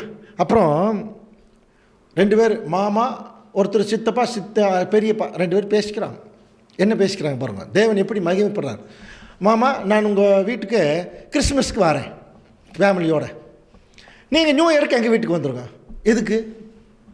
நான் உங்கள் வீட்டுக்கு கிறிஸ்மஸ் வரேன், எதுக்கு? கறி குழம்பாக்கி சாப்பிட்டு படுத்துக்கிறது. அப்புறம் அவர் இங்கே நியூ இயருக்கு வருவாங்க, இவங்க என்ன பண்ணுவாங்க, கறி குழம்பு ஆகி சாப்பிட்டு படுத்துக்குவாங்க. இவ்வளோ தான். இதோ பெருசாக ஒரு ஃபார்மாலிட்டி. நான் கிறிஸ்மஸ்க்கு அங்கே போகலான்ட்ருக்கேன் பாருங்கள். இதில் என்ன, இதில் எங்கே தேவனுடைய நாமம் மகிமைப்படுது, எங்கே தேவனுடைய வசனம் மேலே வருது இல்லையா. இதை ஆனால் இதை பற்றி கவலையே கிடையாதுங்க. காரணம் ஒன்று தான் அன்புக்குரிய 2 விஷயம் கவனிங்க. தேவனுடைய சத்தியங்களை சரியாக புரிஞ்சுக்கல, இன்னொன்று சரியாக சொல்லித்தரல. இவ்வளோதான். யார் சொல்லித்தரலையோ அவங்க தப்பு, சொல்லித்தந்தும் யார் புரிஞ்சுக்கலையோ அவங்க தப்பு. நம்ம அப்படி இருக்கக்கூடாது. நமக்கு ஒரு வேலை நிமித்தனால் தெரியாமல் இருக்கலாம், இன்றைக்கி தெரிய வரும்போது தேவனுடைய தர்ம நியாயங்கள் முன்னாடி இருக்கணும். இது தேவனுக்கு பிரியம் இல்லைன்னா அதை உடனடியாக விடணுமா? இப்படி எல்லாம் இருக்கு. அதான் சொல்கிறாருங்க, நீங்கள் மிகுதியாக ஜெபம் பண்ணால் கூட நான் கேட்க மாட்டேன், அக்கிரமத்தோடு நீ ஆசரிக்கிற பண்டிகைகள். இது இன்னொரு விஷயம் என்ன தெரியுங்களா, இந்த பண்டிகைகள்ங்கிற விஷயமே முதல் தேவன் தாங்க கொண்டு வந்தது. எத்தனை பேருக்கு தெரியும்? இதுக்கு முன்னாடி பண்டிகைனா எல்லாம் கூடணும் வரணுங்கிறதெல்லாம் யாருக்குமே தெரியாது. இஸ்ரேல் ஜனங்களுக்கு தான் தேவன் முதல் என்ன பண்ணார்னா, இவங்க இப்படியே தெரிஞ்சிட்டு இருக்கிறாங்க, இவங்களை ஒன்றா கூட வைக்கிறதுக்கு ஒரு ஐடியா பண்ணார். அதனால தான் அவங்களுக்கு புளிப்பில்லாத அப்ப பண்டிகை, அறுப்பின் பண்டிகை, புரியுதுங்களா, கூடார பண்டிகை, இந்த மாதிரி பண்டிகைகள் எல்லாம் ஏன் கொண்டு வந்தார்னா, அந்த பண்டிகையில் இவங்க ஒன்றா சேரணும். ஒன்றா வந்தோன்னா மோசே மேலே உத்தரத்து நின்று தேவனுடைய கற்பனைகளை வாசிப்பார், அதை கேட்டு அதன்படி நடக்கணும்னு சொல்லணும். அவங்க சொல்லி போய் நடக்கணும். இதுக்கு தான் பண்டிகை. புரியுதுங்களா? இதுக்கு தான் பண்டிகை. இப்போ நம்ம கொண்டாடிட்டு இருக்கிற பண்டிகைலாம் அப்படியான்னு பாருங்க, அப்படியே ஆப்போசிட் ஆயிடுச்சு. இப்போ எங்கேயாவது நம்ம அப்படி பண்ணுறோமா? நான் கிறிஸ்மஸ் அன்னைக்கு காலையில் கரெக்டாக 5 மணி 4 மணிக்கு எந்திரிச்சிருவோம். எந்திரிச்சு புது ட்ரெஸ் எல்லாம் போட்டு போய் அங்கே உட்காந்து, அதை பிரசங்கமெல்லாம் எந்த அளவுக்கு கேட்குறோம்லாம் தெரியாது. ஆனால் 6:30 மணி ஆனோன்னா நேராக நம்முடைய கால் நம்ம கேட்காமையே எங்கே போகும்? அது கறிக்கடிக்கு போயிடும். அது நம்ம கால் நம்மளை கேட்காது. அதுதான் ஃபார்மாலிட்டி. எந்த ஒரு கிறிஸ்தவ குடும்பத்திலேயாவது, நான் சொல்கிறது உண்மையாக இருக்கக்கூடியவங்க வேறு, இப்போ நான் சொல்கிறது நிறைய பேர் இந்த மாதிரி பேரளவில் இருக்கிறாங்க இல்லையா, அந்த மாதிரி வாங்க இயேசு கிறிஸ்துவ பிறந்தநாள் உட்காருங்க, எல்லோரும் ஃபேமிலியோடு உட்காந்து யோவான் 9ஆம் அதிகாரம் 5ஆம் வசனத்தை எல்லாம் படிங்க. எல்லாம் படித்து நல்லா அதை வியாக்கியானம் பண்ண என்ன சொல்லுவாங்களா? கிறிஸ்மஸ் அன்றைக்கி யாராவது அப்படி பண்ணுவாங்களா? நேராக சர்ச்சுக்கு முடிச்சோன்னே நேராக கறிக்கடைக்கு போவாங்க. நேராக கறிக்கடைக்கு முடிச்சு நேராக வீட்டுக்கு வருவாங்க, நல்லா சாப்பிடுவாங்க. மத்தியானத்துக்கு மேலே ஒரு சினிமா பார்ப்பாங்க. அப்புறம் தண்ணி சாப்பிடுகிறவர்கள் தண்ணி சாப்பிடலாம், அப்புறம் மருந்து சாப்பிடு, ஏன்னா அவங்க சாப்பிட்றவங்க சாப்பிட வேண்டியதுதான். அன்னை என்றால் அதோட முடிந்து விட்டது, அவ்வளோதான்.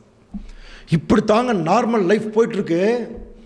யாரும் தேவனுடைய சத்தியத்தை உட்கார்ந்து அதை தியானிக்கணுங்கிற எண்ணம் இருக்கா என்று கவனிக்கும்போது, அன்புக்குரிய சகோதரர்களே, நாம் என்ன பண்ணிடக்கூடாது தெரியுங்களா? இஸ்ரேல் ஜனங்கள் செய்த அதே தவற செய்யக்கூடாதுங்கிறார்.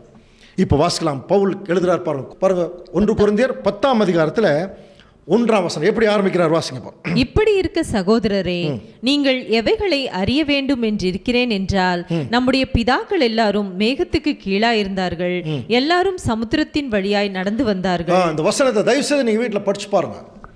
அதாவது எகிப்திலிருந்து இஸ்ரேல் ஜனங்களை ஆச்சரியவிதமாக மோசே வழி நடத்திட்டு வந்ததை மிக சுருக்கமாக எழுதியிருக்கார் பவுல்.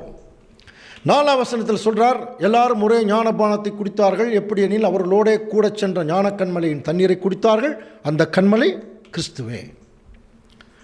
சொல்லிட்டு 5ஆம் வசனத்தில் பாருங்க, இவ்வளவு தூரம் வழி நடத்தினாரா? அப்படி இருந்தும் அவர்களில் அதிகமான பேர்களிடத்தில் தேவன் பிரியமா இல்லை. அதனால் வனாந்தரத்திலே அவங்க அழிக்கப்பட்டாங்க. அவர்கள் இச்சித்தது போல நாமும் பொல்லாங்கானவர்களை இச்சியாதபடிக்கு இவைகள் நமக்கு என்ன இருக்குதான்?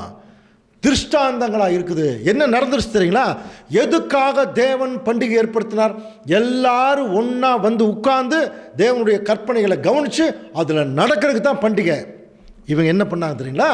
ஜனங்கள் புசிக்கவும் குடிக்கவும் உட்கார்ந்து விளையாட எழுந்திருந்தார்கள் என்று எழுதியிருக்கிறபடி அவர்களில் சிலர் விக்கிரக ஆராதனைக்காரர் ஆனது போல நீங்களும் ஆகாதிருங்கள். இது தாங்க இன்னைக்கு நடக்குது. இப்போ நம்ம பாருங்கள், ஒரு பண்டிகை வச்சுன்னா என்ன பண்ணுறோம்? புசிக்கவும் குடிக்கவும், இதுதான் நடக்குது. ஆனால் அவர் பண்டிகை அன்னைக்கு ஏற்படுத்தினுடைய நோக்கம் என்ன? எல்லாம் ஒன்றா வந்து தேவனுடைய புரியுதுல்ல? அப்போது என்னைக்கெல்லாம் தேவனுடைய பிள்ளைகள் ஒன்றாக கூடி தேவனுடைய வசனங்களை தியானிக்கிறார்களோ அதுதாங்க உங்களுக்கு பண்டிகை. இப்போ சில கன்வென்ஷன் எல்லாம் நடக்குது இல்லையா? அப்போ பாரு, இந்த கன்வென்ஷன் காலையிலிருந்து சாயங்காலம் வரைக்கும் தேவனுடைய அதாவது அந்த அந்த வார்த்தைகள் பரிமாறப்படுது. எல்லாரும் உட்கார்ந்து கேட்குறாங்க. தட் இஸ் பண்டிகை. கவனிக்கிறீங்களா? அதுதான் பண்டிகை. பைபிளில் சொல்லப்பட்ட பண்டிகை தான். அந்த நேரத்தில் நம்ம வந்து போய் விருந்து சாப்பிட்றதுக்கு, புசிக்கிற குடிக்கிறதுக்கெல்லாம் நம்ம வந்து தியானிக்கிறது இல்லை. ஆனால் ஃபேமிலியில் என்ன செய்கிறோம்? இந்த மாதிரி பண்டிகை வரும்போது அப்போ தேவனுடைய காரியங்களெல்லாம் மறந்துடுறோம். ஆனால் ஒரு கன்வென்ஷன் அந்த மாதிரி கூட்டங்கள் வரும்போது தேவனுடைய காரியங்களுக்கு முக்கியத்துவம் கொடுக்குறோம். அதுக்கு பேர் தான் பண்டிகை. அப்படின்னா எத்தனை பண்டிகை சொல்லுங்க பார்க்கலாம்? நமக்கு எத்தனை பண்டிகை? மற்ற ரிலீஜன் இருக்கிற சகோதர சகோதரிகளுக்கு பார்த்தீங்கன்னா ஒரு 4 வருஷத்துக்கு 4 பண்டிகை. நமக்கு எவ்வளோ தெரியுங்களா பண்டிகை? நம்ம கால்குலேஷன் படி பார்த்தீங்கன்னா 365 நாள் நமக்கு பண்டிகை தான். எப்படி தெரியுங்களா? நம்ம ஒவ்வொரு நாளும் அதைத்தான் ஆண்டவர் இயேசு கிறிஸ்து சொன்னார். ஒருவன் என்னை பின்பற்ற விரும்பினால் அவன் தன்னைத்தான் வெறுத்து தன் சிலுவை எடுத்துட்டு அனுதினமும் என்னை பின்பற்ற கடவுள். டெய்லியும் நம்ம எப்பப்போல்லாம் ஃபேமிலியிலையோ, சகோதர சகோதரிகள் சபையில், சொந்த பந்தங்கள் மத்தியில் நம்ம ஒவ்வொரு நாளும் கூடி தேவனுடைய வசனங்களையே தியானிச்சா நம்ம அன்னைக்கு ஃபுல்லாக அந்த ஒவ்வொரு நாளும் நமக்கு பண்டிகை தான். இதுக்கு தனியாக புது துணி எடுக்கணுங்கிற அவசியம் இல்லை, தனியாக கறி குழம்பு சாப்பிடணுங்கிற அவசியம் இல்லை. என்னைக்கெல்லாம் கூடுறோமோ அன்னைக்கு பண்டிகை. ஆனால் இவங்களுக்கு வருஷத்துக்கு 2-3 பண்டிகை தான். கூடும்போது கூட தேவனுடைய காரியத்தை செய்யல. என்ன பண்ணான்னா, ஜனங்கள் புசிக்கவும் குடித்து உட்கார்ந்து விளையாட, அப்படின்னா எல்லாம் விளையாட்டு பண்ண ஆரம்பிச்சிட்டாங்க. அதைத்தான் இன்றைக்கி செய்கிறாங்க பாருங்கள். விளையாட்டு போட்டிகள் நடத்துறது, ப்ரைஸ் கொடுக்கறது. தேவனுடைய சத்தியங்கள் வசனம் அதுக்கு முக்கியத்துவமே இல்லை. டான்ஸ் ஆடுறது, நாடகம் போடுறது. அதில் பார்த்தீங்கன்னா சில பெற்றோர்கள் தங்களுடைய பிள்ளைகள் வந்து அப்படி டான்ஸ் ஆடுறது பெருமையாக அப்படி பார்ப்பாங்க. நாசமாக போயிடும் எல்லாமே. என் பிள்ளை பாருங்கள் எப்படி டான்ஸ் ஆடுது, அப்படியா? என் பிள்ளை எப்படி பைபிள் வாசிக்குது பாருங்க, என் பிள்ளை எப்படி வந்து அதாவது தேவனுடைய வசனங்கள் எப்படி தியானிக்குது, அதை மறந்துட்டு என் பிள்ளை எப்படி டான்ஸ் ஆடுதுங்கிறாங்க. என் பிள்ளை எப்படி வந்து கீபோர்டு வாசிக்குது. கீபோர்டாக நாளைக்கு பரலோகத்தில் நம்மளை கூட்டிகிட்டு போகுது. ஸோ இவைகள் எல்லாமே எது முக்கியங்கிறத சாத்தான் மறைச்சிட்டாங்க எல்லாத்தையும். அதனால தான் இன்னைக்கும் தேவன் சொல்றார் தீர்க்க தரிசனத்தின் மூலம். வாசிக்கலாம் பாருங்க, ஆமோஸ் 5:21. உங்கள் பண்டிகைகளை பகைத்து வெறுக்கிறேன். உங்கள் பண்டிகைகளை நான் பகைத்து வெறுக்கிறேன். உங்கள் ஆசரிப்பு நாட்களில் எனக்கு பிரியமில்லை. உங்கள் ஆசரிப்பு நாட்களில் எனக்கு பிரியமில்லைன்றார். நீங்கள் என்னென்னவெல்லாம் ஆசரிக்கிறீங்களோ அதில் சில பேர்லாம் வந்து பர்த்டேன்னு கொண்டாடினா அந்த பர்த்டே அன்னைக்கு அந்த பிறந்த குழந்தை வந்து என்ன கடவுளாயிடும். அதுக்கு முக்கியத்துவம், அதுக்கு எல்லா வகையான காரியங்கள் செய்கிறாங்க. தேவன் மறைஞ்சிருவார். வெட்டிங் டே, 40வது நாள், என்னென்னமோ சொல்கிறாங்க இல்லையா? இதெல்லாமே பாரம்பரியமாக வந்த விஷயங்க. ஒரு உண்மை கிறிஸ்தவனுக்கு இதெல்லாம் எதுவுமே இல்லை. வருஷத்துக்கு 365 நாளும் தேவனுக்காக அவன் வாழுவான். தனக்குன்னு அவன் பிரத்யேகமாக பவுலெல்லாம் நிறைய சொல்லிட்டார். நிறைய பேர் வந்து நாட்களை விசேஷிக்கிறாங்க, நீங்கள் தேவனுக்கென்று விசேஷித்துக் கொள்ளுங்கள்னார். இன்றைக்கி நிறைய பேர் ஆசரிப்பு நாட்கள் ஆசரிக்கிறாங்க. வெட்டிங் டே, பர்த்டே, என்னென்னமோ கொண்டாடுறாங்க. இதெல்லாம் தேவனுக்கு பிரியமாக இருக்குன்னு நினைக்கிறீங்களா? அன்புக்குரிய சகோதர சகோதரி, நீங்கள் வந்து ஒரு வேளை நாங்கள் சொல்கிறது உங்களுக்கு கொஞ்சம் கோபத்துக்கு கூட வரவழைக்கலாம். வேறு வழியே இல்லைங்க. இதுதாங்க தேவனுடைய மைண்டு. அவருக்கு எந்த ஆசரிப்பு நாட்களும் பிரியமில்லை. அக்கிரமத்தோடு அனுசரிக்கிற பண்டிகைகள் அவருக்கு பிரியமில்லை. அப்படி நீங்கள் பண்டிகை அனுசரித்து என்ன பாட்டு நீங்கள் பாடினா கூட சொல்கிற பாருங்க, உன் பாட்டுக்களின் இறைச்சலை என்னை விட்டு அகற்று, உன் வீணைகளின் ஓசையை நான் என்ன பண்ண மாட்டேன். இப்போ நம்மளாம் பெருசாக பயங்கரமாக பாட்டு பாடுறோமே, யார்? தேவன் கேட்குறக்கா? பார்த்தீங்களா? நம்ம கேட்குறதுக்கு தாங்க பாட்டு பாடுறோம். நம்ம கேட்குறதுக்கு தான் அந்த மியூசிக், பயங்கரமான மியூசிக். எதுக்கு? தேவன் கேட்குறக்கா? அவருக்கு என்ன மியூசிக் தெரியாதா? யோசனை பண்ணி, நம்ம சந்தோஷத்துக்கு, நம்முடைய காரியங்களுக்கு, நம்முடைய பெருமைக்கு தான் இதெல்லாம் செஞ்சுருக்கிறோம். ஒரு போதும் தேவன் இதை அங்கீகரிக்க போகிறதில்ல. நல்லா புரிஞ்சுக்கணும். அதனால சொல்கிறார், உன் பாட்டுக்களின் இறைச்சலை என்னை விட்டு அகட்டுப்போம். கடைசியில் என்ன ஆயிடுச்சு தெரியுங்களா? இந்த கொரோனா பீரியடு வந்து பெஸ்ட்டு உதாரணம் என்ன தெரியுங்களா? நீ என்னென்னமோ பண்ணிட்டு இருந்தீங்க, ஒன்றுமே பண்ண முடியல இல்லையா? 4 மாதம் ஜாக்கிரதை அப்படிங்கிறான். நீங்கள் பண்ணினதெல்லாம் அத்தனையும் பெஸ்ட்டு. கொரோனாவில் இப்போ நிறைய பேர் சாகுறாங்க, கிறிஸ்தவர்கள் சாகுறாங்க, ஜெபம் பண்ணுங்க என்னமோ சொன்னாங்க. என்னாச்சு? செத்துட்டு தான் இருந்தாங்க. அப்போ தேவனுடைய சித்தம் தெரியல. காரணம் என்ன தெரியுங்களா? ஒரு மகா பெரிய பஞ்சம் இங்கே பூமியில் வந்தாச்சுங்க. ஆமோஸ் 8:11 சொல்றார் பாருங்க, வாசிக்கலாம். இதோ நான் தேசத்தின் மேல் பஞ்சத்தை அனுப்பும் நாட்கள் வரும். ஆகார குறைவினால் உண்டாகிய பஞ்சம் அல்ல, ஜல குறைவினால் உண்டாகிய தாகம் அல்ல, கர்த்தருடைய வசனம் கேட்க கிடையாத பஞ்சம். கர்த்தருடைய வசனம் கேட்க கிடையாத பஞ்சம். இன்னைக்கு வசனம் சத்தியத்தின்படி வழக்காடுகிறவன் இல்லைன்னு பைபிள் சொல்லுது. வசனத்தை கேட்கக்கூடாத பஞ்சம் ஆயிடுச்சு. அதனால் எது சரி எது தவறுன்னு தெரில. அது தெரியாமல் தாங்க கிறிஸ்தவர்கள் சகோதர சகோதரெல்லாம் தவறான ஒரு வழிக்கு போகிற மாதிரி ஒரு போயாச்சு. அதனால் அவர் என்ன சொல்லிட்டாருன்னா, இதோ உங்கள் பண்டிகைகளை துக்கிப்பாகவும், இன்னும் கொஞ்சம் இப்போ அதுக்கு ஒரு சாம்பிள் தான் இப்போ கொரோனா, வேறு ஒன்றும் இல்லை. கொண்டாட முடிச்சுதான் பாருங்கள் பண்டிகை. உங்கள் பாட்டுக்களை எல்லாம் புலம்பலாகவும் மாற பண்ணுவேன். இன்னும் கொஞ்ச நாள் அது நடக்கும் பெரிய அளவில். சகல அறைகளிலும் இரட்டையும் சகல தலைகளிலும் மொட்டையும் வருவித்து அவருடைய துக்கிப்பை ஒரு பிள்ளைக்காக, ஒரே பிள்ளைக்காக துக்கிக்கிற துப்பிக்கு சமானமாக்கி அவருடைய முடிவை கசப்பான நாளாக்குவேன். இது தெரியாமையே நிறைய போதர்கள் தேவன் உங்கள் என்ன செய்ய போகிறார், ஆசீர்வாதத்தினால நிறைவேற்ற போகிறார். 2020 ஆரம்பிக்கும் போது மொத்த போதர்கள் அப்படித்தான் சொன்னாங்க. இந்த ஆண்டு ரொம்ப ஆசீர்வாதமான ஆண்டு, தேவன் எனக்கு சொன்னார்னு. எங்கே சொன்னார்? யோசனை பண்ணி பாருங்க. எவ்வளோ மோசமான விஷயம் வந்துருச்சு. அப்போது ஜனங்களை சுயநலத்துக்கு வழி நடத்துறதுக்கு ஆசீர்வாதம் என்கிற பேரில் என்ன பண்ணுறாங்க? நிறைய மாதிரி தவறாக சொல்கிறாங்க. தேவன் சொல்கிறார், உங்களுடைய நாட்களை கசப்பான நாளாக மாற்ற போகிறேன். இது கொரோனா ஒரு சாம்பிள் தான். கவனிங்க, இன்னும் வரப்போகுது பின்னாடி. கசப்பான நாள், இதை விட பயங்கரமான மோசமான விஷயமெல்லாம் பின்னாடி வரப்போகுது. இதெல்லாம் தேவன் ஏன் தெரியுங்களா நமக்கு முன்னாடி சொல்லிட்டார்.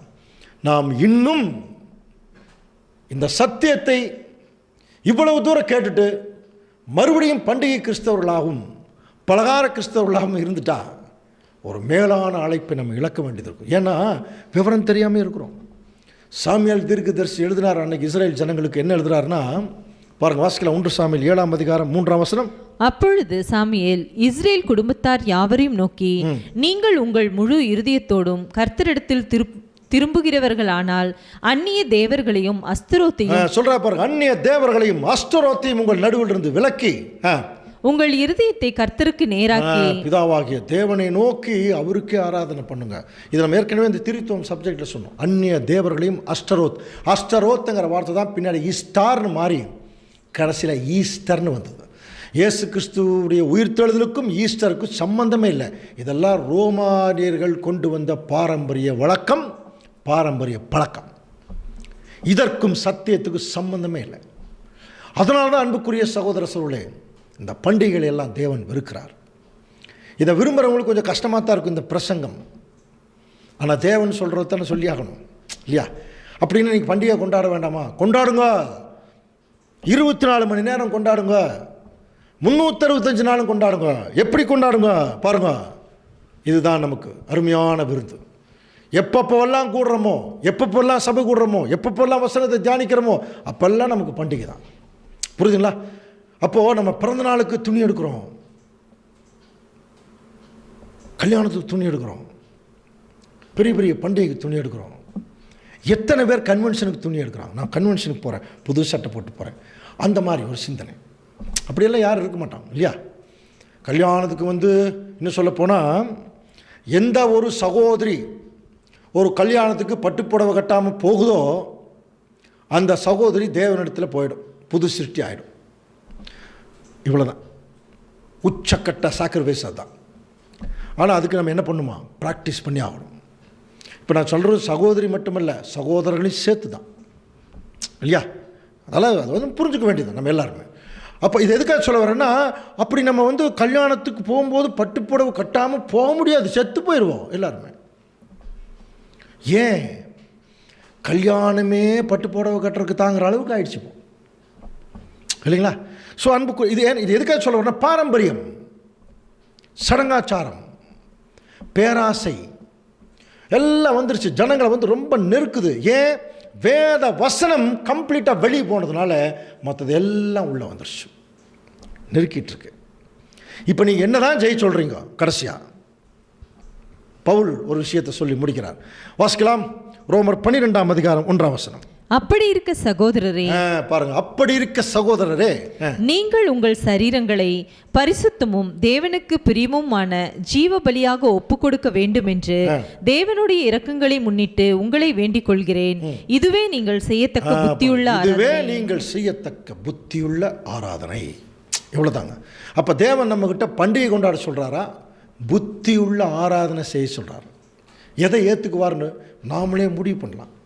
நம்முடைய சரீரங்களை தேவனுக்கு பிரியமான பரிசுத்தமான ஜீவபலி, உயிருள்ள பலி. அப்படின்னா புரியுதுன்னா, உயிரோடு இருக்கிற நாள் முழுவதும் நம்முடைய காலம், நேரம், பணம், சிரமம், ஆசை, இச்சைகள், நம்முடைய தாளந்துகள் எல்லாவற்றையும் தேவனுக்காக ஆண்டவர் இயேசு கிறிஸ்துவின் மூலமாக அர்ப்பணிக்கும் போது அதுதான் தேவனுடைய பார்வையில் ஒரு புத்தியுள்ள ஆராதனை. ஆகவே அன்புக்குரிய சகோதர சகோதரி, புத்தியுள்ள ஆராதனை நாம் செய்ய தேவன் தாமே நமக்கு கிருபை செய்து ஆசீர்வதிப்பாராக. ஆமென்.